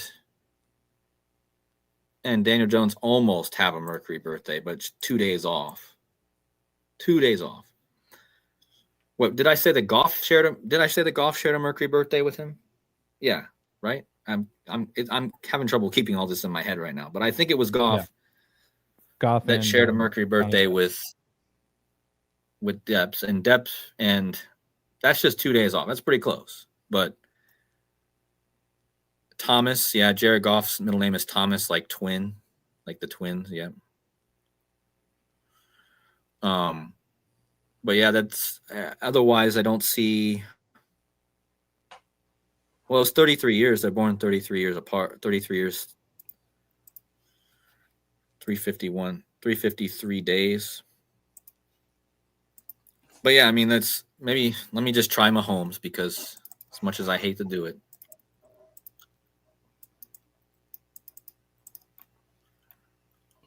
Oh, wow. There you go. It might be Goff versus Mahomes. Got Johnny Depp, his 134th Mercury birthday. So Jared Goff must share a Mercury birthday with Mahomes then. But we know that Johnny Depp shares a Mercury birthday with both of them. Let me check Goff and Mahomes.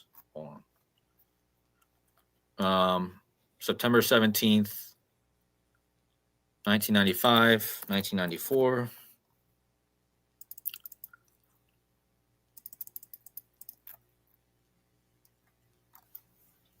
Wait, what was the... Maybe I'm tripping.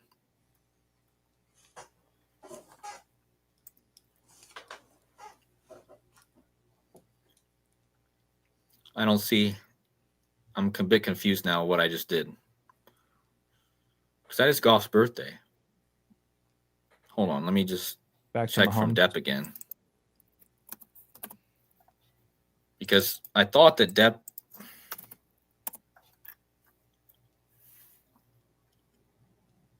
What was it that I measured that had the Mercury birthday? Shoot, I'll have to go back and watch the stream. You're talking about the 126? Yeah. Yeah, I thought it was from Johnny Depp's birthday, 63, to Jared Goff's birthday. You know, you just did Mahomes. You got the 134. Is that the one you're thinking about? Johnny Depp and Patrick Mahomes? No, not that one, because there was another one before that. I know what you're talking about. It was the 126 mercurial years. It's hard for me to say.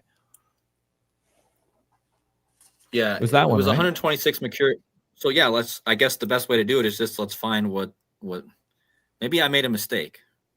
I apologize to everyone in the chat who's I'm losing right now. Oh no, so I did make a mistake. It's Charlie Kirk who's born on the 126th Mercury birthday, a year before. But Kirk has the same birthday as Jared Goff. His same Earth birthday, but yeah, October 14th, a year before Jared Goff was born, Charlie Kirk was born. Right. Okay. So, but a year before, on Charlie Kirk's birthday, Johnny Depp was on his Mercury birthday. So it's actually Charlie Kirk and Johnny Depp and Patrick Mahomes that share mercurial birthdays. So if you were to go from Jared Goff's or Charlie Kirk's birthday to Mahomes' birthday, you should get also a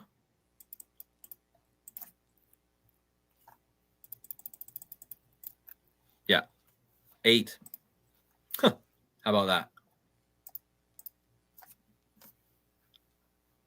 So Goff, or no, so Charlie Kirk, Mahomes, and Johnny Depp all share a Mercury birthday. And as if you want to pull up the comment in the chat from Casey Jones Astrology, he's always talked about how September 17th, which is Mahomes' birthday, is the most mercurial date on the calendar. And I forget now why he says that. I'm sorry, Casey, but I know you've told me probably many times, but I forget exactly why you say that. But I know you've told me that. So one of the things might be, here might have more to this, is that Mercury is 41, and they use 41 in a lot of, which I think that's in the reverse Pythagorean. Mercury is 41, and that 41 is used a lot. Like I got a bunch of examples. The Mercury Rules Transportation, the Federal Aviation Authority was founded on, that's not anyway. But so Mercury Rules Transportation, and 41 was all over 9/11, which is all about transportation. And the Pentagon. The Pentagon was groundbreaking for the Pentagon. Building for the Pentagon started in 1941, in the year 41, which is part of 9/11. On September 11th, it's let's see, Al Qaeda is 41, in Gematria USA is 41. Mercury was on the eastern horizon when 9/11 started, and the 41st prime number is 179, and that's 17th September. Oh yeah, yep. I'm trying to give context to why 41 keeps coming up with Mercury. Now you see that with Kobe Bryant, he's a Virgo, and that's the Federal Aviation Authority connection. The Federal Aviation Authority was established and has the wing of Mercury. Was established on the 23rd of August, which is in Virgo. Virgo is ruled by Mercury, and that's Kobe Bryant's birthday. So Kobe Bryant he was born on the anniversary of the founding, of the founding of the Federal Aviation Authority, which has a Mercury wing. He's Mercury because he's a Virgo. He died at age 41. His full name sums to 41. And remember, this is one of the most mind-blowing things. His very last appearance on an NBA court was when he threw this amazing assist, the length of the court practically, and then one of the Lakers laid it in, and then they stopped the clock so he could get the ovation as he left the court. The clock stopped at 4.1 seconds. That's 0.1. That was mind-boggling, and that's the Mercury 41. Kobe Bryant is Mercury. He's a Virgo. So yeah. And Rambo, really quick, Mercury isn't it one of the gods of transportation? Yeah, Mercury rules the realm of travel and transportation, which is why they know this. That's why on the Federal Aviation Authority, they were founded consciously on a date in Virgo. It's either going to be Virgo or Gemini because Mercury rules Virgo and Gemini. That's why they chose a date in Virgo. And there are multiple examples how consciously Mercury as a god of travel and transportation is expressed. Grand Central Terminal. It's a transportation hub in New York City, maybe the highest profile transportation hubs in the world. On its southern facade has a statue of Mercury, and one of its titles is transportation. Goodyear Tire, which is related to travel and transportation. They use the winged heel of Mercury as their logo. There's also a milestone in Washington, D.C., where they tell you like from that point, and then it tells you different destinations in the United States. It's considered like this milestone monument. It has the helmet of Mercury. So over and over again, there are examples of how Mercury's status as the ruler of the realm of travel and transportation is consciously used, and that's why Kobe Bryant died in a form of transportation, in the helicopter. For someone who was born on the anniversary of the founding of the Federal Aviation Authority. So yeah, Mercury, and I think isn't transportation 88. So you'll see how 88 come. Yeah, transportation 88 in Gematria because that's the orbital cycle of the planet Mercury, and the magic square of Mercury is 8 by 8. And And we're talking about time travel quite a bit. Time transportation, right? So it's that whole. That's why it's 88 miles an hour, and that's why they consciously chose either a Gemini or a Virgo for Michael J. Fox's, because he's Mercury. Now, Michael J. Fox's birthday, same as Johnny Depp's. It's the same as, he doesn't mind me saying, right? Bobby Simpson. That's his birthday too. We talk about Johnny Depp, 88, yeah.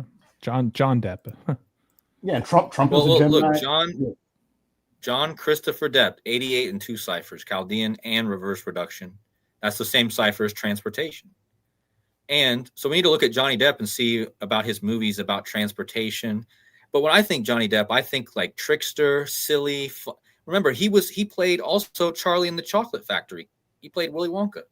Mm-hmm. So that also connects to the Charlie Kirk stuff. But when I think of Johnny Depp, he plays all these characters that are very like, I don't know. I just get this like tricky, funny kind of jokester type vibe. Like, Captain Jack Sparrow, like kind of, right, exactly, stumbling over himself, you know. Yeah, but the characters he plays are very mercurial. So they actually are using. They understand astrology and they understand the influence of Mercury on certain personality traits. And those seem to be a lot of the characters he plays. So although he's a Gemini himself, the characters he plays are very much like Geminis. But yeah, so Mercury, right, when it comes to travel and transportation, that's why. So I was going to say, Michael J. Fox is a Gemini, born June 9th, but Marty McFly has a birthday. Marty McFly's birthday is June 12th. So they actually have Marty McFly as a Gemini. And that has to do with travel. Now, the reason that Mercury is considered the god of travel and transportation is because it's the closest planet to the sun. It's practically a satellite of the sun. Its orbit, it has the shortest orbit, so it whips around the sun. So it's in motion. It's the planet with the most motion. And that's why it's metaphorically the god of transportation, because it has the he's 64 8x8. You did a great decode. You called the score and everything on that playoff game with the Oilers because on Michael J. Fox's 64th birthday. I remember you did that. It was 6-1. You said time was 61. Remember that? Yeah. Well, in all fairness, you caught me on. I was cherry picking, and you caught me on a full length pass for a wide open layup, and I dunked the ball, so it looked good. But it was all because you were pointing out the symbolism of the Panthers and everything through the movie Back to the Future. So I took that and I really started looking at them, and then just kind of seeing those number alignments with Michael J. Fox's birthday. So yeah, I appreciate it, but I wouldn't have been able to put those, like I presented those facts, but I wouldn't have been able to make that decode. You actually got the score as well. It was 6-1. You said time was 6. I wouldn't have been able. So I would say I provided the ingredients, and you put the meal together. There you go. That's a good way to put it. Yeah, but I wouldn't have had the skill to make the meal, but I can provide the ingredients. But that there's another thing too. I just want to be mindful. Speaking of time and travel, time's flying right now. We're at just over 2 hours. But there was something that KODI and I were talking about kind of later in our last stream a couple of days ago about. Have you ever heard of the Book of Sports or the King? What was it called, KODI? They call them like the King's Book of Sports. Have you ever heard of this? No, Rambo. I've never heard of it. No. So KODI, do you still need the screen, or if you wouldn't mind just pulling up the Book of Sports? I wanted to. I can pick Rambo's. I just want to hit this real fast. Oh yeah. I just want to remind one last Mercury thing that's really important. Again, to just reiterate how important the Mercury birthdays are. Charlie Kirk was shot on Trump's Mercury birthday, 329th Mercury birthday, which was also, this doesn't happen, I don't think, often. Not only was it his 329th Mercury birthday, it was also 88 days after Trump's Earth birthday, which is also a Mercury year. So that's, if I'm thinking correctly, that's pretty rare. That means that it was a Mercury year after Trump's Earth birthday, and it was Trump's actual 329th Mercury birthday. So that was a heavy day for a a trickery event connected to Donald Trump. Let's put it that way. Yeah, no kidding. Sheesh. And so the book of sports. Yeah, and I always got to shout out Myron. He got game. He pointed this out. He was also the one that really got us all together to find that Donnie Darko stuff with LeBron James in that Detroit Pistons game. But it all stemmed back with his stuff with King James and all that stuff. But anyways, he brought this up to me, and I had no idea about it. But it was, Cody, keep me honest here. It's hard to see. It's King James the First, right? He wrote this, I believe. And it's just called the King's Book of Sports, or a Declaration of Sports. And yeah, I was actually looking into it on eBay. There's a couple copies out there that I might try to get my hands on just to have a physical copy of it. But from my understanding, when I kind of looked into the summary, it has a bit to do with, whether or not essentially sports were allowed during the Sabbath, right? And things like that. It was protested quite a bit. But Cody, I don't know if you can see a little blurb in there that maybe gives a better summary than myself, but it was something that I thought was very interesting. Sorry, go ahead. No, it's just about the declaration of James I England issued for Lancashire in 1617 and nationally on. I just found it interesting. That was one thing that stood out to me. It was by King Charles I in 1618 nationally. Oh, but then it was reissued. And I showed you guys that, or I showed you, AJ, that King Charles III actually equals 1618 in squares gematria. So he's one of the only people I've ever seen that equals 1618. But yeah, so I thought that was interesting. And then, yeah, it's just like a book. The Declaration listed archery, dancing. See if there's like a summary here.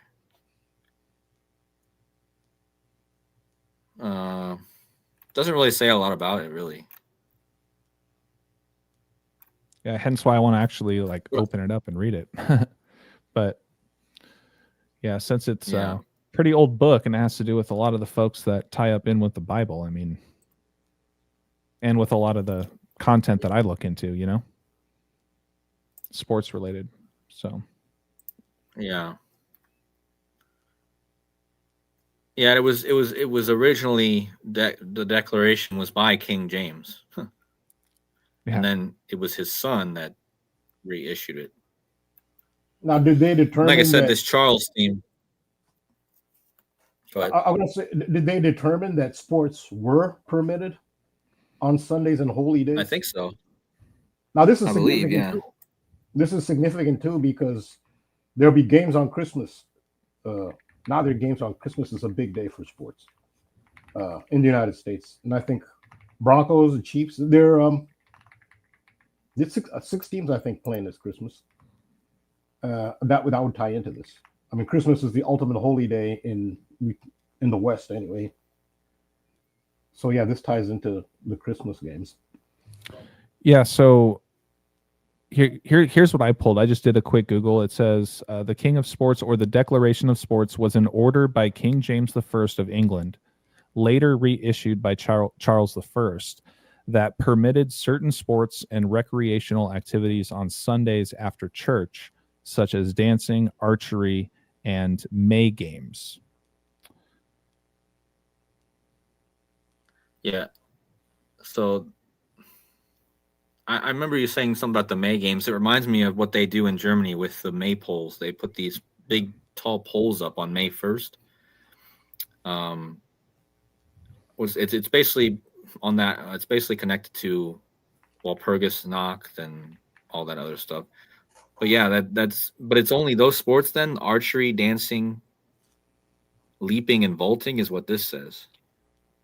Yeah, and it says, and quote, Britannica says, for having of May games, Whitsun, ales, and Morris dances, and the setting up of maypoles and other sports therewith used, so as the same may be had in due and convenient time without impotent or neglect of divine service, and that women shall have leave to carry rushes to church for the decorating of it.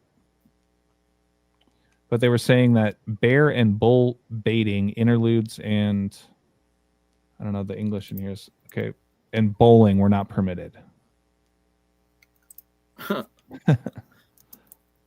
Really? Bowling? Yep, bear and bull baiting, interludes, and bowling.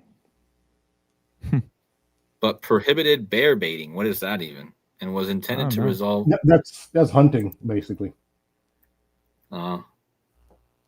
Yeah, bear and bull baiting. Mm-hmm. It's like bait, but when you fish, baiting is hunting. Yep. There's also because there's a story in the news in England on baiting. Somebody getting arrested for fox baiting in an illegal area. Even today, it's not a term Americans use, but it's basically related to hunting. Yeah. But they still use it today in England. I wonder when this is published. Like, could we get an actual date? Well, October 18th says October 18th, 1633. It was issued by Charles I.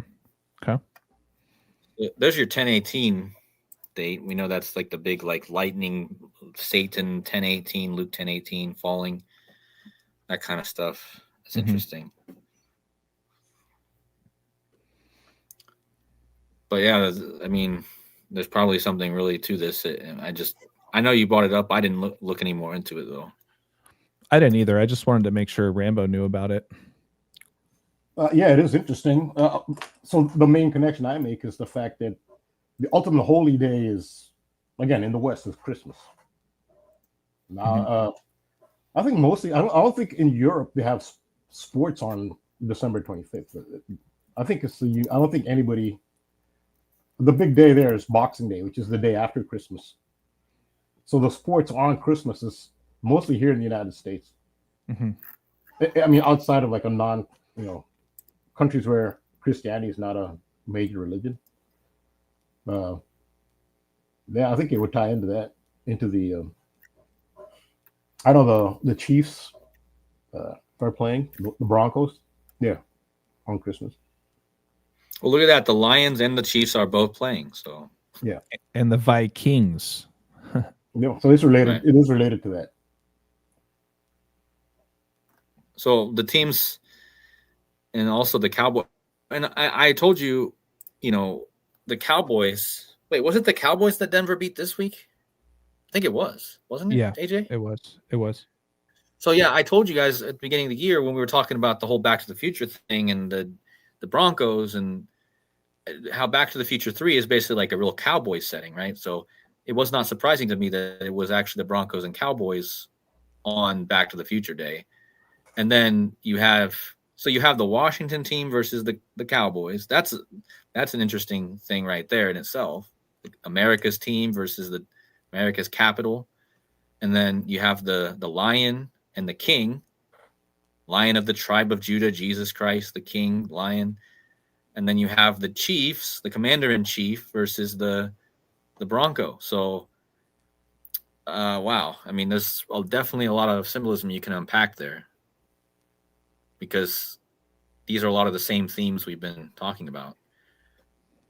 But yeah, I mean, the Lion. But yeah, the Colts are not there. Maybe that means the Colts are not going. I don't know. Well, this is just for I'm really. Right? Yeah, this is Christmas Day. But I mean, of course, it's always the Chiefs, But and remember, I've already showed how the Chiefs are really connected to King Charles too. I mean, the KC, King Charles, they got really good right around the time, right before he became king, and then as he's king, right? So, yeah, that's a big King Charles thing right there with the Vikings and the KC. And remember, the KC Chiefs, they're based out of Kansas City, which is also the Royals are there. And I actually had put together a decode a few months ago showing how crazy the Kansas City Royals are connected to King Charles. I never released it. I can't even remember what was in it, but I know that, yeah, there's definitely a huge King Charles thing there with the Chiefs and then the Vikings. And then the Lion, as I've mentioned, the Lion does represent England on the coat of arms of United Kingdom. And then, of course, the horse theme, the year of the horse. And of course, the first game is more like which one? Like when does it officially become year of the horse? The year of the horse is, I think it's on Michael Jordan's birthday. Oh, is it? Year of the horse start date.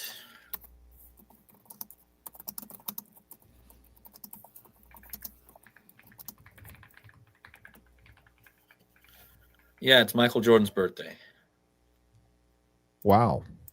How about that? So on the 1 year anniversary of the upside down plane crash, we got another fire theme, kind of the fire horse.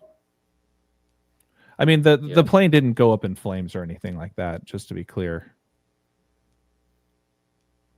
That might have been connected. Yeah, in retrospect, that might have been connected to the Super World Series with Toronto. Yeah. And remember where Drake was. He was in the upside down country. Mm-hmm. But I guess maybe there is a Super Bowl connection with Drake, because it looks like Drake will be at the Super Bowl, which he was my prediction, because Sir Francis Drake and the Spanish Armada defeating the Spanish Armada in the Spain versus England thing. With now you have an alternative English language halftime show put together by Turning Point. But Drake will be there. He's going to perform with Bad Bunny.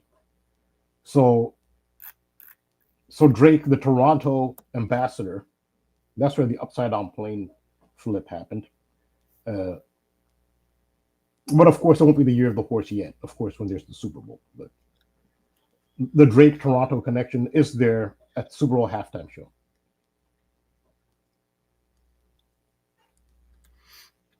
Yeah, so I think, I mean, this Christmas stuff, and I have seen a lot of stuff with Christmas this year. I mean, of course, I have a huge day in December I'm going to be bringing up, which is absolutely mind-blowing. I'm going to have a decode about that soon. There's December 7th. I'll just say it, but December 7th is a crazy day in general. And then a big thing I'm going to be looking into as we get close to December is the retirement of John Cena, his last match. I'm not going to share it yet here, but John Cena, I mean, how perfect they planned this retirement match and to go with the United States. And yeah, so the December looks like an interesting month just in general. And then, of course, I've noticed a lot of things with like going into 2026, like the threshold between 2025 and 2026 could be another event on New Year's, maybe just like last year. Last year's New Year's Eve was pretty eventful, if you guys remember. New Year's was pretty eventful last year, so but I think that, you know, whatever the horse, and don't forget, someone did mention in the chat that Kobe Bryant is a horse. I don't know if is he a fire horse? I wonder if he has even the same year of the fire horse.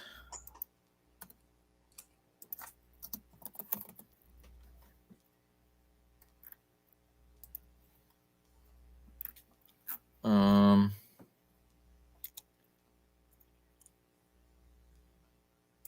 1966.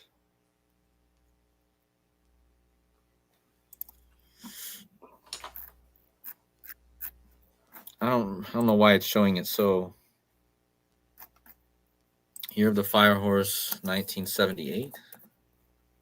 Ugh. No, it was an Earth. So Kobe Bryant is a horse, but he's not a fire. He's an Earth. So I don't know how that might connect, because we are talking about the plane crash exactly 1 year before the horse starts. And then that happens on Michael Jordan's birthday, who of course is connected to Kobe Bryant, who died in another airline crash, but he's a horse. So I think it's pointing to the markets again, personally, something with the markets.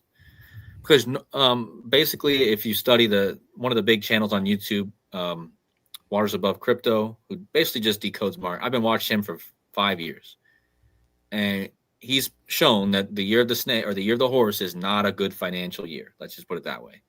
So it could be really, and it's basically following the same pattern as what happened in 1965 and 66. Like they just repeat the patterns so the 1966, if I recall, it was not a good financial year. That was also the year that trying to think about that year. There's not a lot I think of when I think of that year, but I do think of Trump's grandmother or Trump's mother or grandmother died, right? Said 66. So yeah, I think Trump's grandmother died on 6/6/66, didn't she? I have to verify something that. Like that. Well, the Church of Satan was founded in 66. Oh yeah, that's the big one. I can't believe I knew that, but I totally didn't think of it. Yeah. The NBA was founded in 66 too, for what it's worth. Yeah, see, she died June 6, 1966. 6666. And by the way, shout out to Myron again. He's pointed out that this was, I think it's the 66th year of the Lakers being in Los Angeles. And I believe the NBA schedule was released on, I don't know, Magic Johnson's 66th birthday. Is he 66 now? Or does that sound too Magic young? Johnson? Yeah. I don't know. Yeah, he's 66. Yeah. So that was another big connection that Myron had. So that to summarize, the NBA schedule was released on Magic Johnson's 66th birthday this year. And this is as the Lakers are entering their 66th season in Los Angeles before they moved from Minneapolis. Uh-huh. And LeBron James equals 66, Lakers 66, right? Charles 66. Mm-hmm. Yeah, so there is another big 66 when you consider what actually is the biggest sporting event in the world. The World Cup, the quadrennial World Cup of soccer, will be in the United States, Mexico, and Canada, but mostly United States. That's where it'll be opened, I think. I don't know where the opening, I guess it's here. And the final will be here. 1966 is big because the inventors of football, England, have only ever won it once, and that was when they hosted it in the year 66. I'm not a sports predicting channel. I'm not.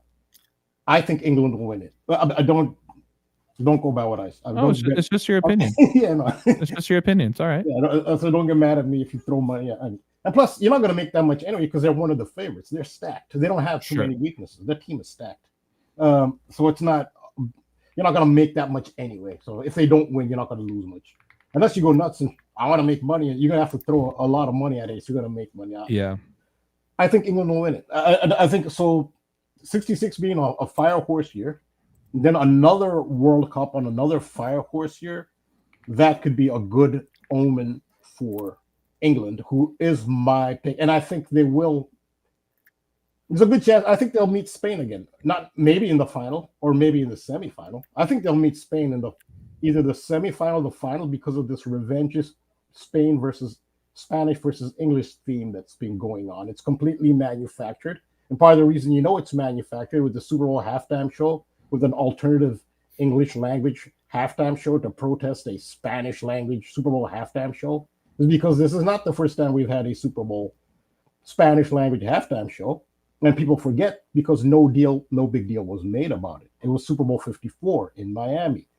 I think Jennifer Lopez did sing in English, but it's mostly songs in Spanish with Shakira, and Bad Bunny was there as well. This is Bad Bunny's second, and he was there performing in Spanish. It was mostly in Spanish in Miami, Super Bowl 54. Everybody forgets because nobody made a big deal of it. So this is all fake. It's manufactured.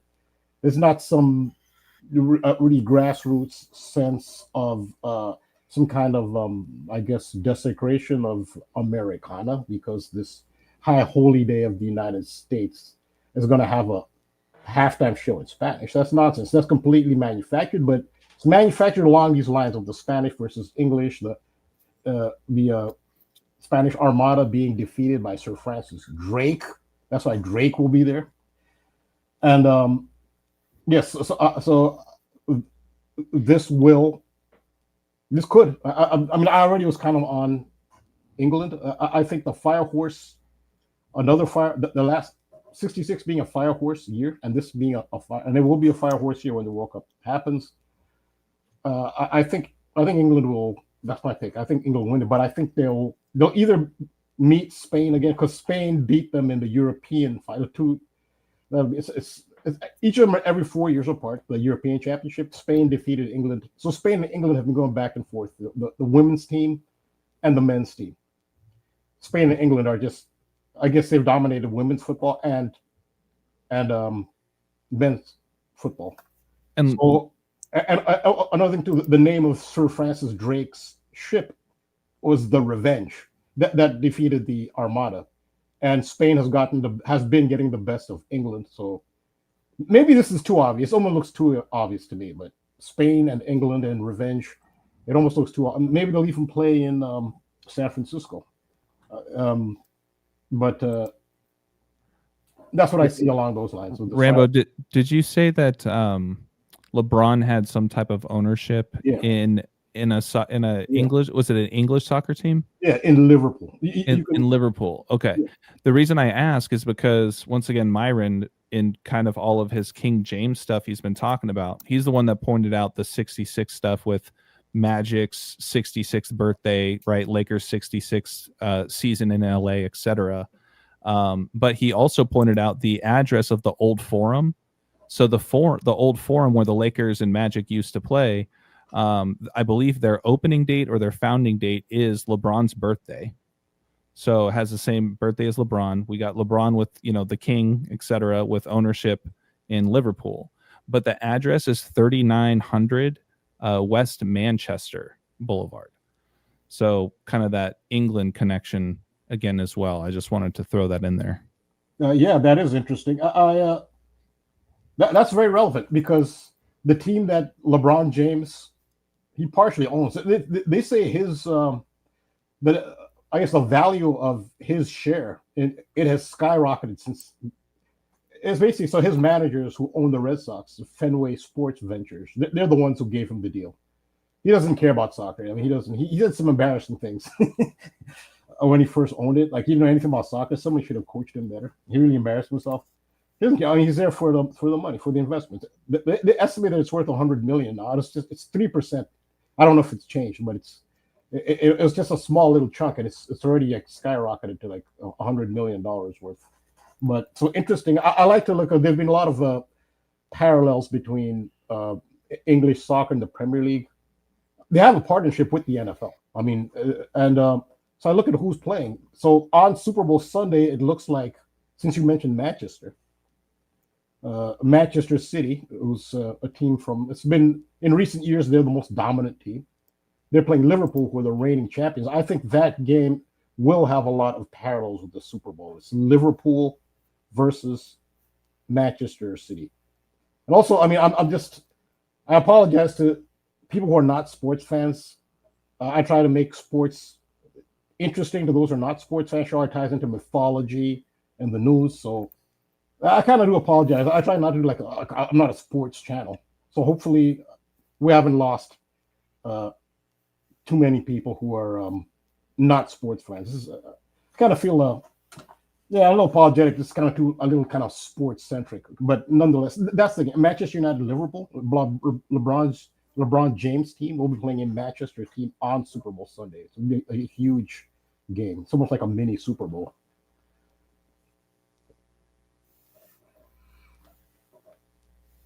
I don't think we lost too many people. We've been hovering around the same all time. So I think people have to understand that the sports connect to all the big events that any other event you would be talking about. So, I mean, that's why it's important.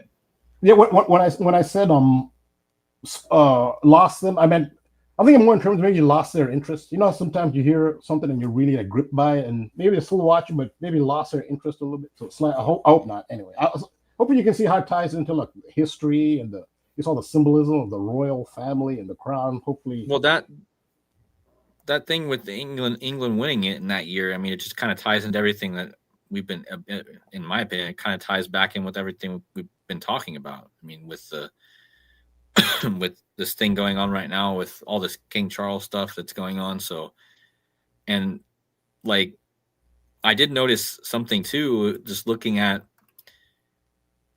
now, if you go to the year 1966, look at the first thing that happened, a coup on day one. And in Africa. And then look, the second day, or the third day, a coup.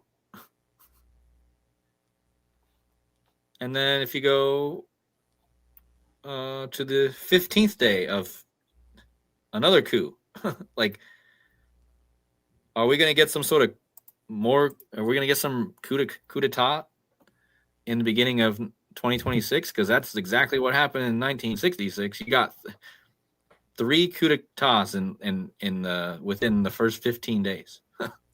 And look, to me, that's not on really the 17th. What was that, Rambo? On the 17th. Oh, good. No, I was going to say, to me, that's really not far-fetched, honestly. In the United States, it's not far-fetched. The way things are going now, I don't think it's far-fetched at all. Right. No. But look at this, the 17th, right? On January 17, 1966, the Nigerian coup is overturned by another faction of the military. And if you look at the start date of the horse year that year, it's that day. Or wait, hold on. Horse year 1966. Oh, sorry, it was February 21st. So it wasn't even the year of the horse yet for all these coups. Let's see what happened on the 21st. I'll be right back. I got to let the dog out. Well, look at this. On the day of the horse year starting that year, January 21st, an Italian prime minister resigns due to power struggle in his party. So lots of like, then a few days before that, you get a new prime minister of India, and it was a she. But so lots of government upheaval, like that's 1966 right there. They're right at the beginning.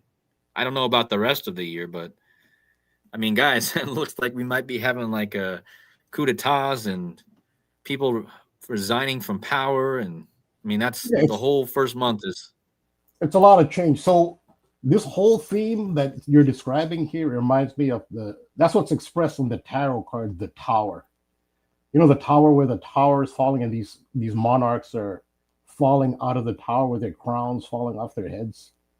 That's what this reminds me of. It's a big it's a power shift. Yeah, it's a great find. Well, look at this, February 24th, a coup, another one in Ghana. And this seems to be all in Africa. Yeah, all the coups But yeah, like you got another one here on the 24th of February. That was in the year of the horse.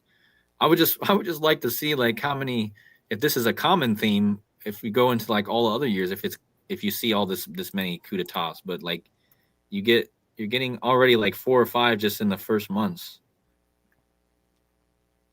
Look at this, Flight 911 crashes. Wow. That was the year of the horse then. Charles de Gaulle asks U.S. President Lyndon B. Johnson for negotiations with NATO. Well, that Flight 911 is a big one. I think you maybe look at that one a little bit more. Let's click on that. March 5th, 1966. See that when I see 53, that's a big number for the Chariot. So we talk about Mercury and transportation, but the Chariot is a big one, and 53 is all over the Chariot. The plane is a Chariot. So another thing, I mean, not to get into it here, it's a whole nother decode.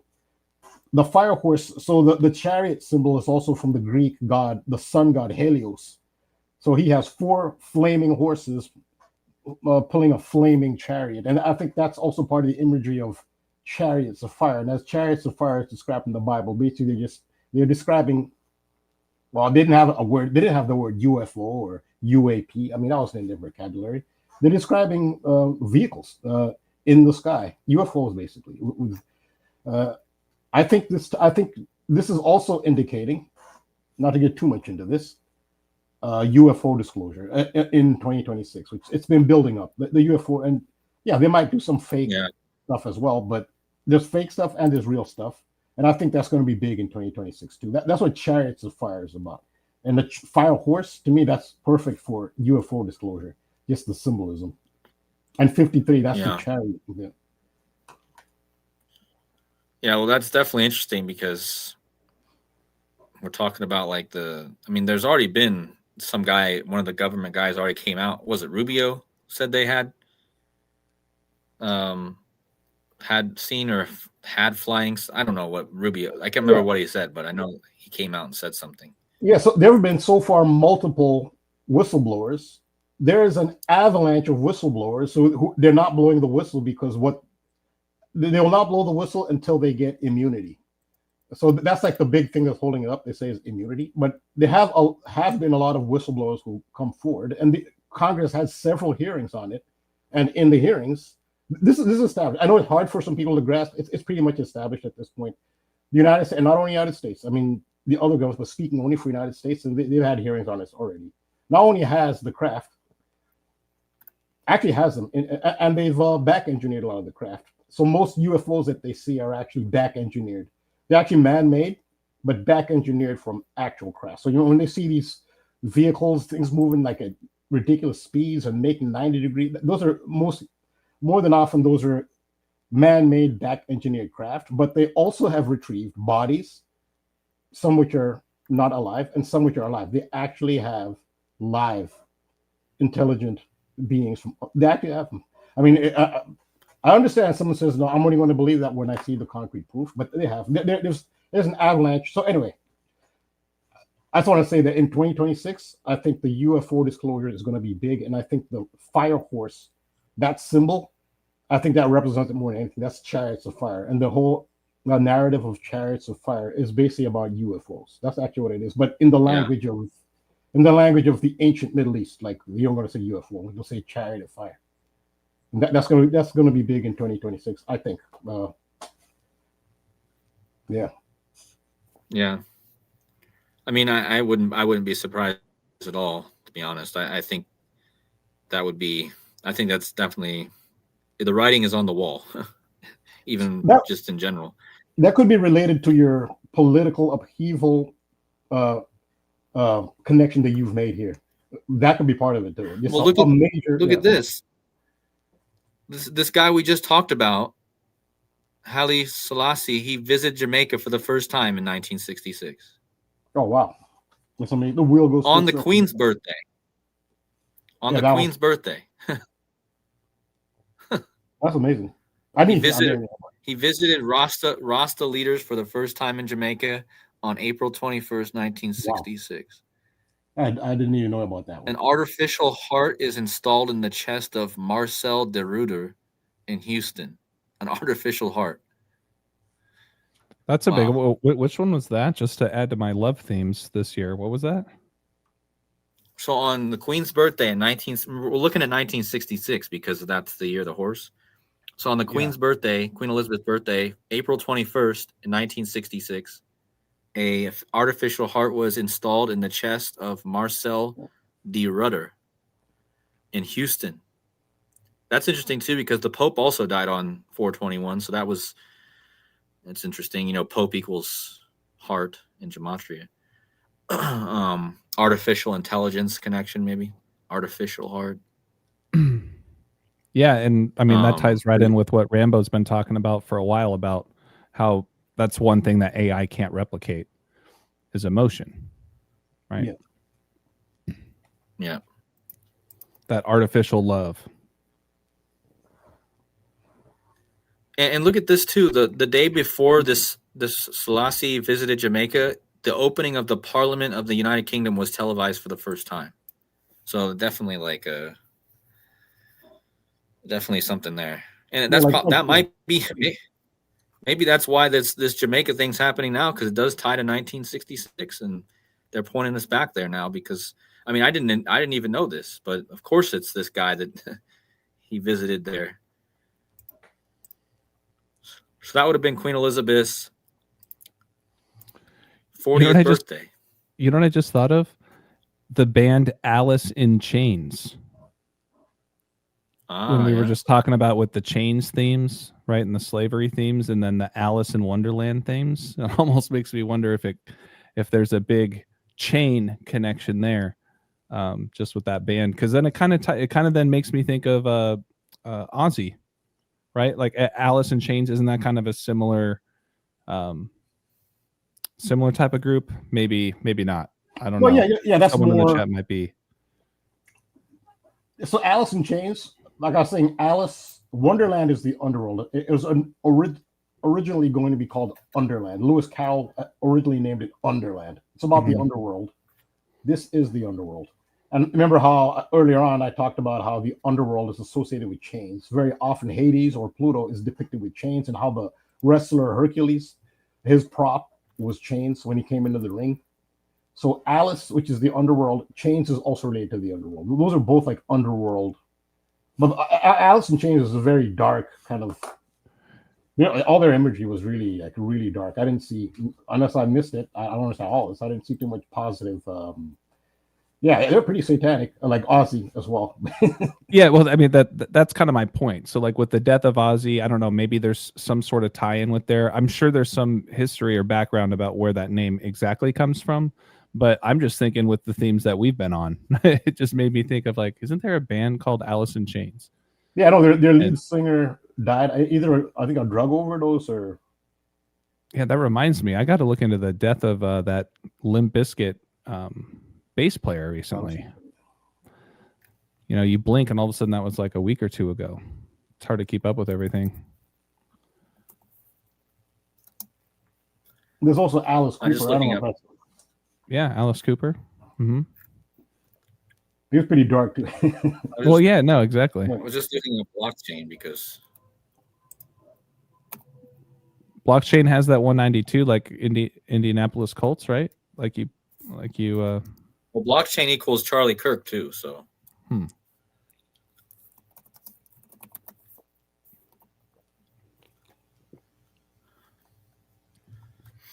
Yeah, 82. There's somebody in the chat mentioned that because that's the 421. The Queen's birthday is the 82nd prime. So that 82 is interesting because that does connect to 421 is a huge day. I mean, the Queen died, Prince died, the Queen's born, Prince died, the Pope died. Rome was founded 421, they say. So that's a huge day. But yeah, I mean, just going back to the chains thing, I'm sure it has to do with blockchain because that's the time we're in right now. The time where they're going to try to implement blockchain and all that stuff. So, but technically, some crypto is called blockchain. Some of it's not technically blockchain. Bitcoin is blockchain, but XRP, for instance, is a distributed ledger. So it's a bit different. But yeah, so. And then I guess just to wrap this section up here, it just seems like there is a lot of government stuff in 1966, right at the beginning, a lot of coup d'etats, and then a lot of Africa stuff this year, it seems. Another African thing. And then, oh, look at this, the Detroit Red Wings lost to the Montreal Canadiens. Martin Luther King makes his first public speech on Vietnam. See, King and that tarot card of the Tower, that's kind of fits there. Kings losing their crown. That theme. Yeah. But yeah, I think this is something we should do more often, is just go back to the years of the same Chinese zodiac year and find these patterns. That's what Waters Above does a lot in his decodes behind the scenes. He just looks at the years that it was, the Chinese years, and goes back 60 years. Because Casey Jones mentioned in the chat that 60 years is actually how long it takes for the zodiac to come back around, which is interesting because we're coming up on Super Bowl 60. So it would be 60 years ago so it would be 60 years after 66. So you got all kinds of sixes going on. bodes well for England. I was already on England, but after I didn't know about any of this. So shout out to you. Okay. This just confirmed. I wasn't even going to say anything. I don't want to talk about soccer. Most people aren't into soccer, but now that you mention it, and I did kind of mention, it confirms what I not confirms, but it kind of indicates what I already kind of think will happen, which is that England will win the World Cup because it was in '66, the Fire Horse. So it looks to, I guess, elements are there at least. Yeah, right there. It says I was just over it. July 11th, the FIFA World Cup begins. 66. I guess they didn't win it till. Oh, England beat Germany. West Germany, right? So yeah. Huh. Interesting. We have a golden age deception I've seen us asked a couple times about calling in. I know it's getting late, but golden age, if you're okay with it, we can close with your call. I know you said you had some interesting things to share about Charlie Kirk, and obviously, as we know, those themes are not stopping. So yeah, I'll open up the phone line for you really quick. I believe he had called in the last time we opened up the line. So it is open. Let me get the where's that banner of the phone number? Oh yeah, it's good. The tower shoot of the Texas. See, this is the tower. This relates to the tower. Oh, here we go. Yeah, I know. And then his name is Charles, and Charles equals 66. He's a tower sniper. Yeah. So this happened on. When did that happen? Killed 15 people and wounds 31. Look at that, 31 again. Wow. From the University of Texas, Austin. That was on August 1st. It's right down the road from where I'm at. Yeah, I've mentioned him in a decode. Oh yeah, no, I remember that story. Was that the one where he was in the tower? Yeah, in the tower. He's a tower sniper. Which also all this that KODI is describing is basically describing the meaning of the tower tarot card, the upheaval, the political upheaval. It's just a sudden change, like the lightning hitting the tower. This is pointing towards like change, major sudden change in general, but the monarchs losing their crowns is a big part of it. No kings. And look what happened the same day. What happened the same day? It kind of gives you that same theme. The British Colonial Office merges with the Commonwealth Relations Office on that same day. Huh. So you have the merging of these two offices in England and Britain. Yeah, it's all related to King. You can see how it ties into King Charles and the crown. Yeah, it's about kingship, rulership. And doesn't necessarily mean an actual king. Whatever's ruling here, money, time rules. There is a change in power. It's a power shift. Yeah, that's what it's all like. Yeah, this is some year, 1966. Holy cow! This is a great find. I had no idea. I just can't believe how often Charles comes up now when you really see it. Like so many Charleses, man. And this guy again, the guy that kills people on the same day that the British things is like.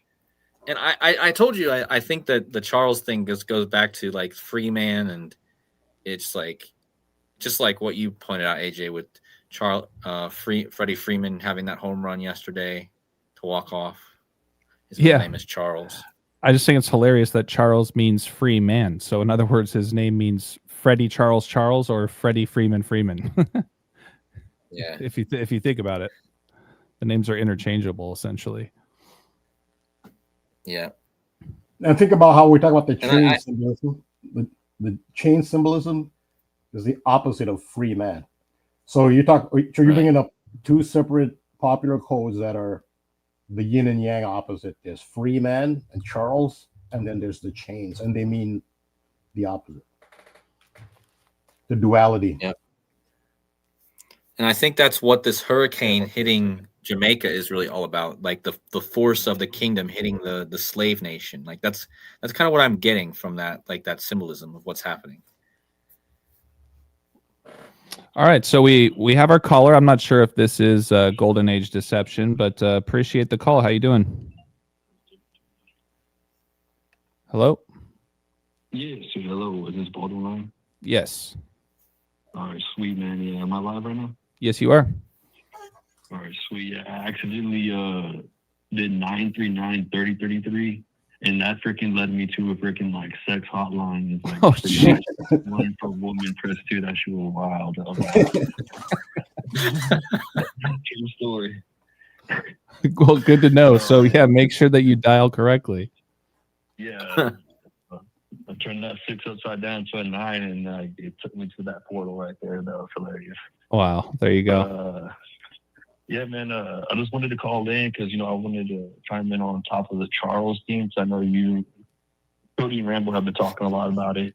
Yeah, KODI was just me, saying it's like you can't, like at this point you can't not see it.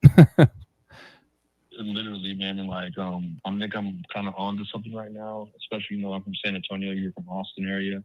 And I just want to come in here and talk about the San Antonio Spurs and their connection with the whole, Charles and the 214 connection. Okay. I'd like to begin with, dating us back to Pope Francis, who died on the 111th day of the year, 21/4. Pope Francis equals 58, like San Antonio. And Pope Leo XIV equals 58 as well, who was, the replacement Pope to go on to be the 267th one. So basically, if we break down Greg Charles Popovich's full name, it equates to 214. The last championship that he won with the San Antonio Spurs was in 2014, and he also, the last time he won Coach of the Year was in 2014, like 214. San Antonio, Texas equals 214. I was just doing some math and thinking from the death of Pope Francis to November 21st would be 214 days. It's a very interesting day. It's the 325th day of the year. That's obviously the 25th triangular. Death equals 25. So I can see, them announcing this death of Greg Popovich here very soon. They had recently put the banner down for the most wins for the franchise, 1,309. 139 is the 34th prime, like murder. And, the Spurs right now are performing very well right now. They're going on to, eventually become 5-0, I think. If they win this next game, that'll be the best time in franchise history. The last time they have won a championship was in 2014, in the year of the horse. So the next year will be a horse year. Victor Wembanyama will be the ripe age of 22. Basketball equals 22. Also 68 and 94. 68 and 185, like how basketball is. And the basketball court is 94 feet long. So. Okay. Yeah, no, it's so I haven't looked into Popovich in a while, not since the 13-18-666 ritual a year or two ago. But you said his middle name is Charles? Yes, it's Charles. Mm-hmm. Wow. KODI, RAMBO, did you guys have anything else you guys wanted to add? Yeah. I mean, Spurs are a horse. I think that's the obvious one. Yeah. I wouldn't be surprised, if they could possibly win the championship this year and go back to back, because the years that they have won it, 2003 was a GOAT year. They won it in 2003. And then they went on, obviously the previous time they won it in 2014 was the horse year. And, it's just like, San Antonio is like a highly ritualistic, city. Project Marvel 2 right now is in the works. It's just basically like a $4 billion infrastructure program that's going down for the downtown, and they'll revamp it all up, add a new Spurs arena and everything, redo the Alamo Dome. And what better way for that to follow through? Because right now the city is voting for it right now. I think this is all buzz talk. Eventually it's going to go through. But like, let's say Greg Popovich does die, the Spurs go on to win a championship. Why not? Like everyone will be in their feelings, and they're gonna like want it and beg it here. This is all this kind of like the city yachts right now. It's those Spurs.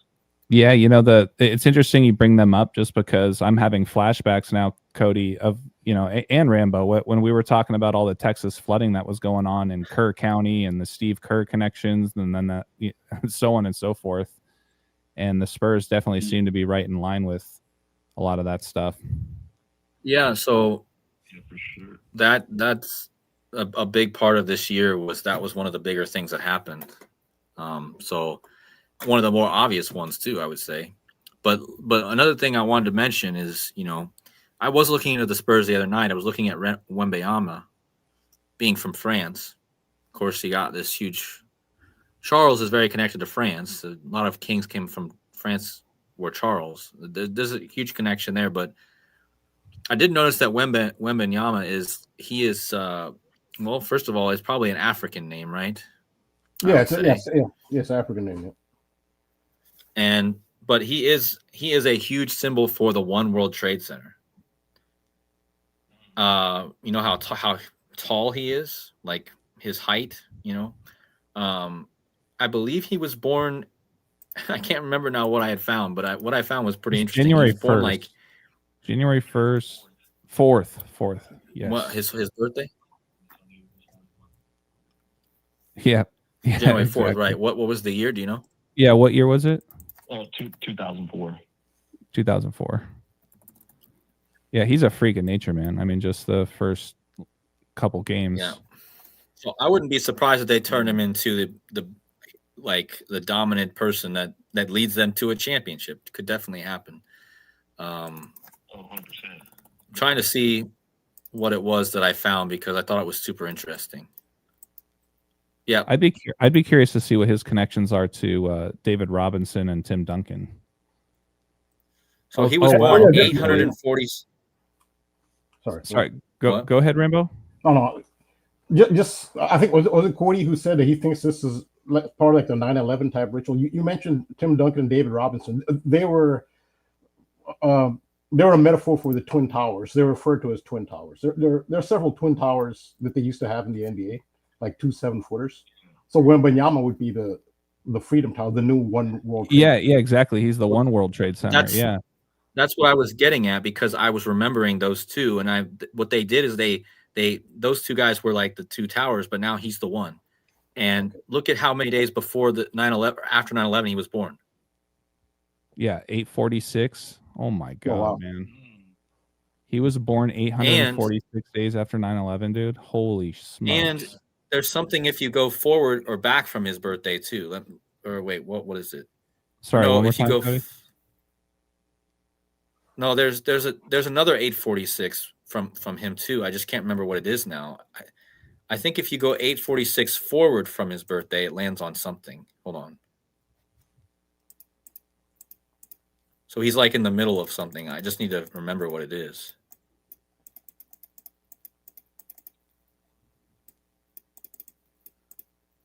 I thought it was funny if you put the year of the red fire horse in the EHP exception cipher, it equates to 217, like how the year of the red fire horse begins on 2/17. Nice. Hold on. I think I might have found it. Wow. If this is what I think it is, it's bigger than I remember I thought I found. Oh, also, Pope Leo was also given the pale white horse named Proton. If you put it in the calculator, pale white horse, it equates to 214. Nice. So that could be like a omen of Pope Francis. Yeah, for sure. Cody, what was this? This is the construction. So the topping or the construction starting on the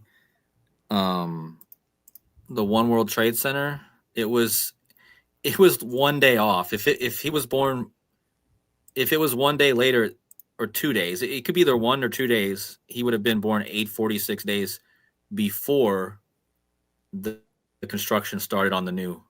But that's still pretty close. Think about that. 846 days after the World Trade Center, and then 1 day off. Well, think about it. He's one day off. Like it's the One World Trade Center. He was one day off, and you got the rule of Colel where if you're one, the one can move. So just think about how perfect that is. 846 days after 9/11, and then 846 days almost before they started building the new one. Jeez, And in fact, dude. if you do actually 846 days, it actually lands without doing any adding or anything. It actually lands on the 119th day of the year, which is 2 days after they started building it. So, like, I'm sorry to get off topic with the 214. I did want to touch base on his observations with that too, but I just had to talk about this because I just happened to stumble on this the other night because I was looking to like see what Wembanyama was gonna like do. Like I was gonna look into his stats, and then I found this. I was like, whoa. Like makes me wonder, crazy, I'm assuming maybe not that there's a big flag at the top of the One World Trade Center, which makes me think about like the two big names in basketball besides, I mean, Kevin Durant in Houston.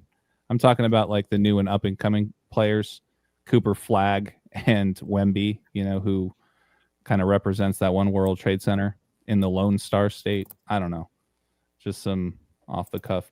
Funny when you say Wemby, it sounds like Wembley, which is the stadium in London. That's where England won the World Cup, at Wembley. It's when you say Wemby, just maybe Wembley.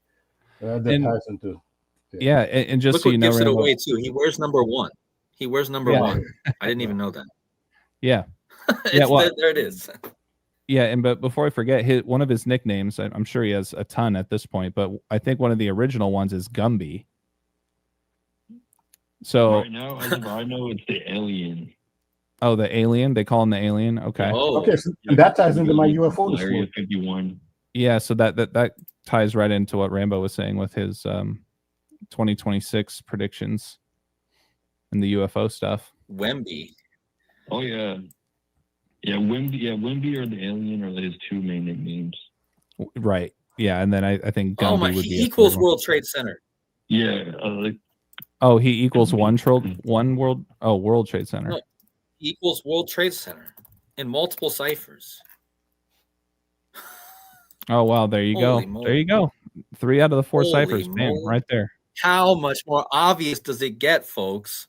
Live on stream, we should have thousands of people seeing how this stuff is clearly. I mean, how much more obvious does it get than this?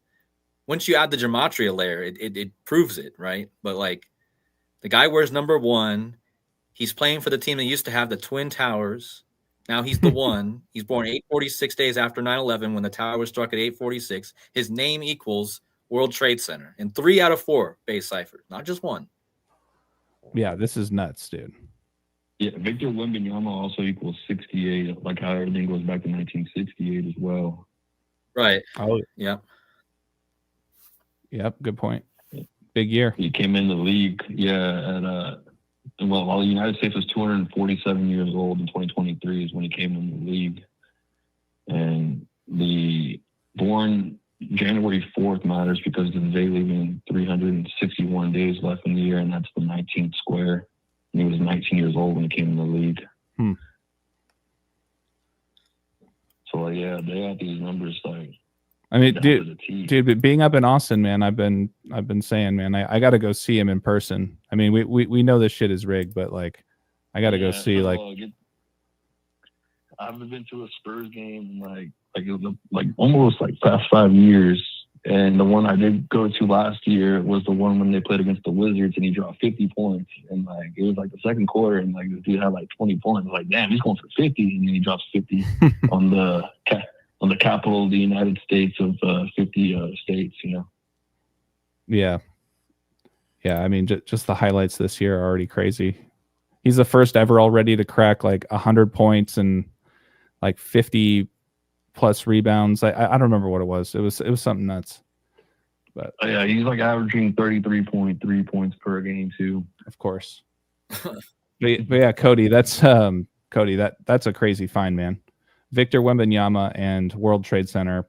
What would that be, Rambo? It's not a Grand Slam match; it's a super match. Yeah. So this is my terminology. I say super match is 3 out of 4. Grand Slam is 4 out of 4. But yeah, no, it also gets some of them get bigger than that. If you use Elizabethan, you can get a Grand Slam plus Elizabeth. You can get an Elizabethan Grand Slam.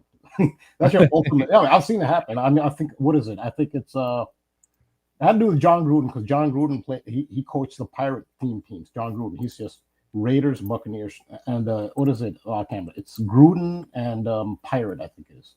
There's a crazy across the standard gematria and Elizabethan. That's the biggest match I've ever found. Oh, also one thing I wanted to mention too was that film that came out last month, Him. Yeah. That movie actually takes place in San Antonio, the San Antonio Sabres, and I think that they're it does.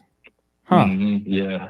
I'm glad you brought that up because that's been on my list. What I'm assuming you watched it.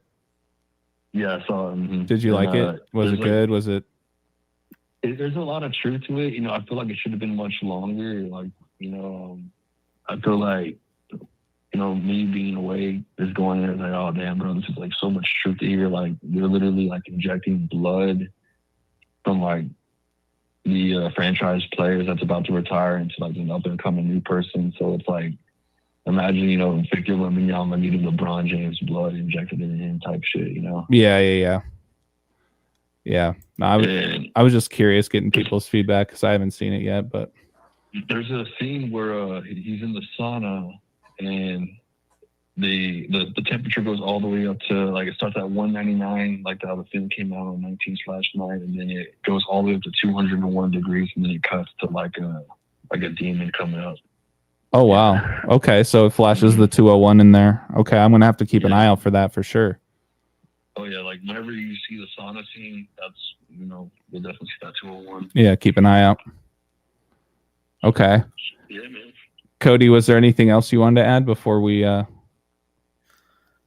close on this? But thanks again so much for calling, man, because I'm definitely pulling for the Spurs a little bit this year. Exactly, yeah, man. I forgot, they're literally a dark horse. Well, the year of the horse. What's that? What about it? Year.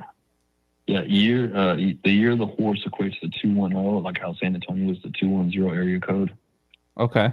As well. So that number plays pretty huge. Definitely. The whole area code aspects. Cody, what were you gonna say? I was just gonna mention real fast. He was talking about the 214. That number was huge with the Pope's death. Remember, I covered that song Gematria, the Killing Name by Slipknot, and that whole thing was tied to that because that singer of that band said they would not sing Gematria, the Killing Name, unless it was for the Pope. And then he ended up dying in connection, and Gematria, the Killing Name, equals 214. Then we found out all those things connected with the 214 in Rome, and that number is huge. But then I found out that the Killing Moon equals 214. That's the song in Donnie Darko. And it equals 214 and 70, right? So 214 days is 7 months. So you got the 70. So he did mention November 21st being 214 days after the Pope died. That's definitely a day to watch because you could also say it would be if you add the span of days, you could also say that it would be Erica Kirk's birthday or Biden's birthday, November 20th. So I would not overlook that day either because that will also be the 324th day of the year. And that's Skull and Bones, or Yale just turned. Skull and Bones, Yale just turned 324 years old. And it's the 41 days left in the year. That's Skull and Bones and Gematria. So November 20th is a day I'm watching, being Eric Kurtz's birthday, or the day after that, like you said, but definitely a good observation there, I would say. For sure. I mean, the 20 stands out to me too because 210 is a 20th triangular, Thus, Mohamed Ginobili, being one of, arguably the greatest Spurs and wearing that number matters a lot. And then even Chris Paul, who came to the Spurs in his 20th season, all goes back to that 20th triangular number. And then Tim Duncan, being the best Spur of all time, 21. It's just like recycled history that's about to repeat itself. Like as soon as 9/11 had happened, the Spurs dynasty started. Well, yeah, and that it just came back to me. Rambo, what were we talking about when you add the numbers of Tim Duncan and David Robinson, 50 and 21, you get 71, and Hulk Hogan, tying back to his Twin Tower themes, he died at age 71. Right. 71's the 20-year prime. There you go. Yep. And the Twin Towers lived to be 28 years old. 28 is a big number for them. World Trade Center. Yeah. Mm-hmm. They just dropped that film 28 years later too. Yeah, what is this 322 days, Cody? Sorry, you measured from Wemby's birthday to what was this again about November 21st? Wembanyama would be 322 days after his birthday on November 21st. So that's interesting. Wow. What is it about November 21st? Or are we just keeping an eye on that date? Well, that was 214 days after Pope Francis died. Right. Okay. Mm-hmm. And Wembanyama is going to be 262 months old. I've been talking about that number in connection to the Ripple, the Federal Reserve, San Francisco. So that's the Church of Satan equals 262 also. Also be 10-18 days. It'd be 10 months and 18 days after his birthday as well, which is the Luke 10:18, Satan falling like lightning. So yeah, there's multiple things I could say. If there's going to be a San Antonio death connection, that's 2 days after his birthday. So I mean, that would be a huge one. That would be a really big death if that were to happen. Yeah, I mean they're planting the seeds. You know, I mean Mitch, what is his name? Mitch Johnson, I believe his name equals 83. You know, that's the murder coach who's the replacement coach of Greg Popovich. What else? I mean, is he on the sidelines right now coaching, or is he still like? Nah, they refer to him as the El Jefe, the president. Oh, so yeah, wait, is he still coaching? That's a stupid question. No, he's done. Okay, he's done. 29 seasons. Yeah. Got it. Okay. And then what else was I gonna say, man? Oh yeah, since you brought up Ripple XRP, Cody, there's one thing you should look into. 60 days before his 54th birthday, Brad Garlinghouse, he appeared on 60 Minutes talking about Ripple XRP. Oh wow! So that. All right, that's good because I remember when he did that, and I was like, but now I understand why this all connects to Super Bowl 60. Exactly. Because I saw all kinds of connections. That bridge. Yeah. Did you also see the 128 Pro Football Hall of Fame class of 2026? Bridge collapse equals 128. What was it again? 128 Pro Football Hall of Fame. Modern era players nominated. That's 128 people. Players nominated. Bridge collapse equals 128. Yeah, I didn't see that, but I'll look at. That was just recently. I had just came across this post on Instagram and it stood out to me. But they posted that in the beginning of the season. Okay, cool. Yeah. All right, guys. Yeah, thank you for having me on. Yeah, man. We really appreciate the call. Absolutely. Yeah. Yeah, that was fantastic. Here's one last thing. So from Pope Leo's birthday to November 21st is 2 months, 1 week, and 0 days. Again, like the San Antonio area code. And from if Greg Popovich were to go on November 21st, it would be exactly 2 months, 1 week, and 0 days as well from his upcoming birthday. Okay. Mm-hmm. Just kind of like how 2 towers became 1 became 0, huh? Literally. There you go. That's another that's another big one, Coach Rambo, for us to put down in our notes there. The whole 210 connection. Actually, well, I mean, sorry, I didn't go from. Well, actually, it did. I mean, 1 tower fell first, then there was 1, then the second one came down, so it still works. Right. 2, then we have building 1, 2, and then 7 and 0. Mm-hmm. Well, yeah, exactly. But nobody talks about the 7. Literally. Yeah. All right. Cool. Well, yeah. No. Thanks again, seriously, for the call. Really appreciate it. That was some good contributions. I learned a lot about. I hadn't thought about that, man. Just the 9/11 connections with Wemby and the World Trade Center, and Cody really cemented that one. Well, yeah, bro. Well, remember how games there in Austin. Yeah. Yeah, last year Wemby came up for like 2 games, or the Spurs came up, and I had tickets to go, and then they closed or shut Wemby down for the season like 3 days before that game. But Cody, you were going to say something? Remember how Keanu Charles Reeves played the One, right? Like the One World Trade Center. Oh yeah. And his name equals One World Trade Center in gematria, multiple ciphers. So Keanu Charles Reeves is also, and remember, he's in the band Sirius, or the Dog Star. He's in a band called the Dog Star. We know what happened on 9/11 with the dog Sirius being the dog that died, right? So, yeah, it all comes back to that 9/11. Whenever you see the One, I looked in this a while ago, and I was like, oh wait, Keanu Charles Reeves equals One World Trade Center. He played the One in the Matrix, and remember on his passport it had the date 9/11/01. So clearly he's also tied to it. So maybe you could even tie Keanu Reeves and Wembanyama together. Even that might be something there. So, but yeah, great call from definitely a lot of interesting. I'll be looking more into the San Antonio Spurs, considering we also have what happened early this year with San Antonio. So, yes, definitely.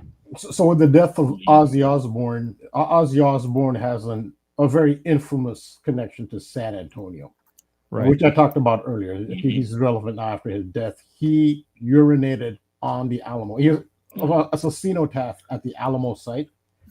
Ozzy Osbourne urinated on that scene, and it's amazing how forgiving Americans are. He's a rock star. Ooh, they don't forget about it. But I mean, it's good to be forgiving, but be forgiving for the right reasons.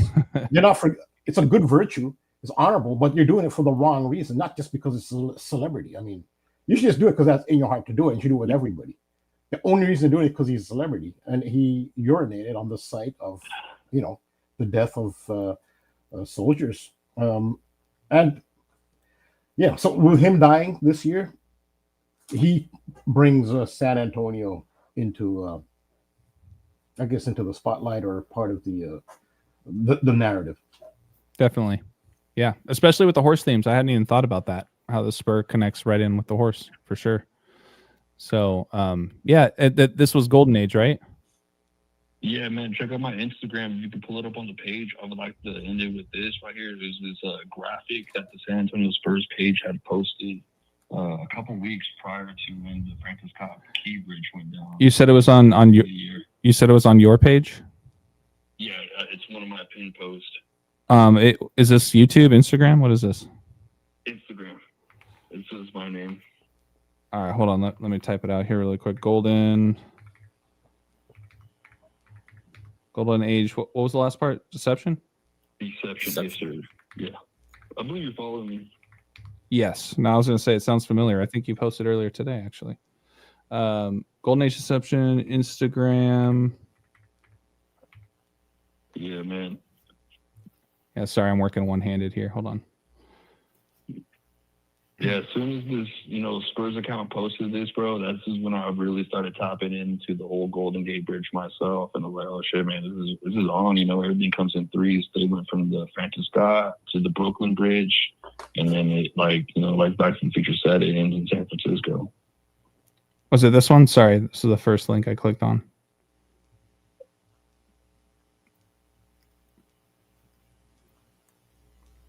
I mean, no, it is not that one. It's literally the one with the big giant boot stepping over the Golden Gate Bridge. See, I just got to click into the. Oh, geez, I'm not logged in right now. I'm sorry, man. I'm gonna just drag this out. It's gonna get too complicated. I don't usually jump on Instagram on my laptop, to be honest, but let me put it in the chat really quick. It was it's at just Golden Age Deception, right? Spelled as is. Yes. Okay. Awesome. And then I'll also, sorry, go ahead, Cody. I'm going to try to pull it up, but my computer is starting to get overloaded. Yeah, if you can, Cody, that'd be great. I'm going to try. Hold on.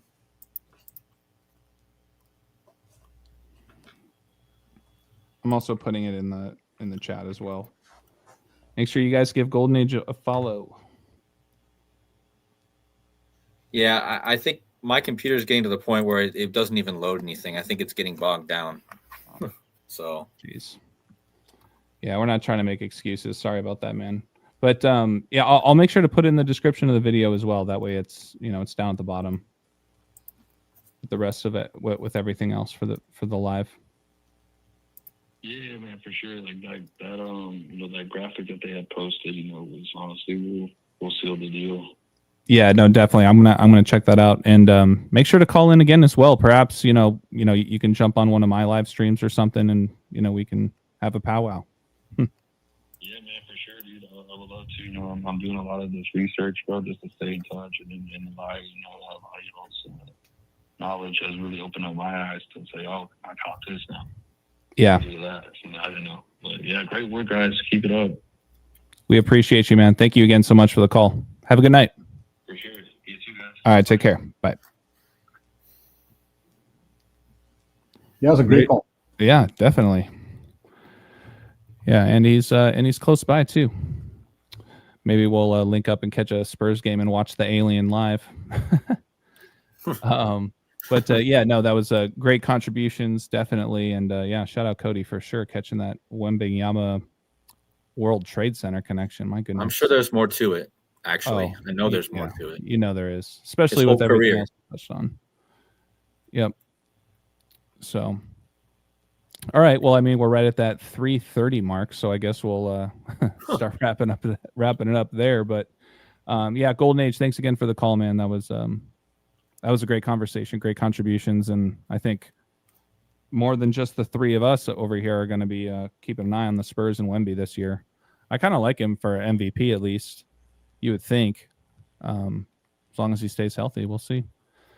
But yeah, Rambo, if you wouldn't mind just kind of keeping us up to date with what you got working on, and just remind the viewers, where they can find you and support you. Yeah, if you let me share my screen, I'll just show you just the thumbnails for my last two decodes that are up there. Yeah, it's up. You're so good. This is a really short written decode. I mean, talk about the Ford theme and how Ford ties into the Nazi code, because Henry Ford was an ally of the Nazi party, and Hitler had his portrait on near his desk. So the Ford ties into the Nazi theme. It ties into all the Nazi code that's going around, and the assassination theme, Ford's Theater, and Donald Trump and Charlie Kirk. So I talked about that, and I have some additions to that. This is USS Gerald Ford. That's just a short written one. And before that, and you saw this one, AJ, you've seen this decode, the Dead Man on Campus movie. So those are my last two written decodes. And then I'll be doing stuff like this. I'm not going to go through it now. Brazil, I think, will be upset. Will be knocked out of the World Cup by an underdog because of green and yellow. And this has to do with my Alice in Wonderland, the Mia.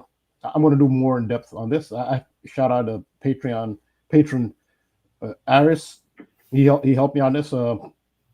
He brought up this Mia. She was at a Super Bowl. MIA. I've talked about Mia. So a lot more Alice in Wonderland connections and the deeper meaning to it. And so she had a really big hit, Paper Airplanes. She was at the Super Bowl in 2012. So and you'll see the sandwich, the green and yellow. That's happened. This is back in 2012. So yeah, this is what I have up now, and I'll have a lot more on these on so many different themes coming up, especially the Nazi theme. Especially NFL is doing it. It's a thing. There's so many. It's more Charlie Kirk. He ties into so much more. Yeah. So this is the latest thing I have on, and yeah, that's it. That's what I pretty much in a nutshell. That's awesome. Well, sorry, I actually have. There's more that I can do that I'm capable of doing, to be honest. Sure. Yeah. There's always more, right? That's I have a ton of notes and a ton of connections, and I can't make decodes fast enough. I can't, especially when I'm doing videos. Yep. That's what I have. Yeah. Yeah, absolutely. I feel that way kind of right now with the whole Charlie Kirk stuff. I mean, I feel like I kind of had a good enough already with, Snake Eyes, and then a lot of the work that, Joseph and KODI have been doing a lot with, Erica Kirk, and She's My Kind of Crazy, and then, a lot of the 666 stuff. But then you got all these things taking place right now in the World Series, and it's just like, oh my God, it's, I can't wrap it up here. I got to add that in there, right? And then, you added more to, you know, the dead man on campus that I wanted to include. So I appreciate you allowing for me to, you know, add it to, you know, to my writing once or whenever it is done. But I'd like to also shout out Hickok. He's very well known in the marketing community. He's been there a long time. He's the one who told me about the movie Dead Man on Campus, how it ties into Snake Eyes. So Hickok, shout out to Hickok. Yeah. Yeah. Absolutely. Yeah. That there's 2 other movies too I touched on, which was the South Park Bigger, Better, Uncut movie, which was interesting because South Park released that episode of essentially impersonating Charlie Kirk right before he died. And then looks like we lost Cody. But yeah, and then the other one was The Truman Show, right? Which is just kind of another perfect movie to have in there in the list of like those 3 movies, that and then Dead Man on Campus. But the connections, you know, you were pointing out with, you know, the knife to the throat and all that kind of stuff was awesome. And also, you had asked me to talk about the 6'7" thing. I'm still looking into that because that was pretty major. I mean, until you pointed it out, I had no idea how big this 6'7". So I'm gonna. Yeah, I can see how it ties into something because I've talked about 6'7" in a couple of contexts already. Mostly Hanged Man is 6'7", but I don't know. I'm not sure what context they're talking about it. In which you're talking about it. So I have more. I'm looking into the 6'7" stuff. I'll look into that. Yeah. There's there's a lot to it. I mean, the post I did on Instagram, I feel like kind of summarized at least my takeaway is that we know that satanic equals 67. Yeah. South Park episode, even, or at least that scene, right? Shout out to Six Links, by the way. He was the one that posted that originally. But really just the end of that scene, the whole time, right? The kids are like 6'7", blah blah blah, and then the gym teacher or something says there's a bunch of satanic shit going on. You know, numerology shit going on, right? And then so it's like right in your face. And then the whole thing about it, and I don't know, I mean, you know, all they do is this. It's like it's not just saying 6'7", but there's something about this hand signal too, where it kind of tells me the teeter-totter, the balance, the as above, so below, the Baphomet, right? Like yes. all of those kinds of things. It's also the hand signals, and I mean, I don't know if I should do it. People are going to screenshot it, but the way that, but it's not just doing this, but then also making the numbers with your hands, right? So essentially, this is the 7. You just flip it, right? And then the other one is kind of the obvious 6, right? The okay sign, exactly. And you flip it, right? So like that's another part to it. But I think you and I would both agree, especially with how big it is. Like there's a reason it came out when it did, and you know it's a very specific number. So I'll look into that. And I mean, shout out to you. I mean, I didn't know it was a thing until you talked about it. But you were talking about it in the show before, and I wasn't sure what when you're saying 6'7". I didn't know what you're referring to until I saw your Instagram post. I said, oh, so it's a thing now. Yeah, definitely. I can just speculate on what it is, but so I'll be looking into that too. For sure. Yeah, definitely. I was waiting for Cody to hopefully, you know, get back in here so we could say goodbye. But yeah, Cody, not sure if you just jumped in again to view, but Cody, thank you again for always joining, and we really appreciate you. Make sure to follow Decoding with Cody. His details are in the description of the live as well. So, and thank you again, Rambo. Really appreciate it. We're wrapping it up just under almost 4 hours. Holy smokes! You guys got more than you bargained for, I'm sure. So thanks to everybody that stuck around tonight. Thank you again, Golden Age, for the call. Great contributions. And yeah, Rambo, I will definitely chat with you again soon. I hope you have a great rest of your night. And to everybody else, make sure you guys have a great night and take care of yourselves. Peace. Take care.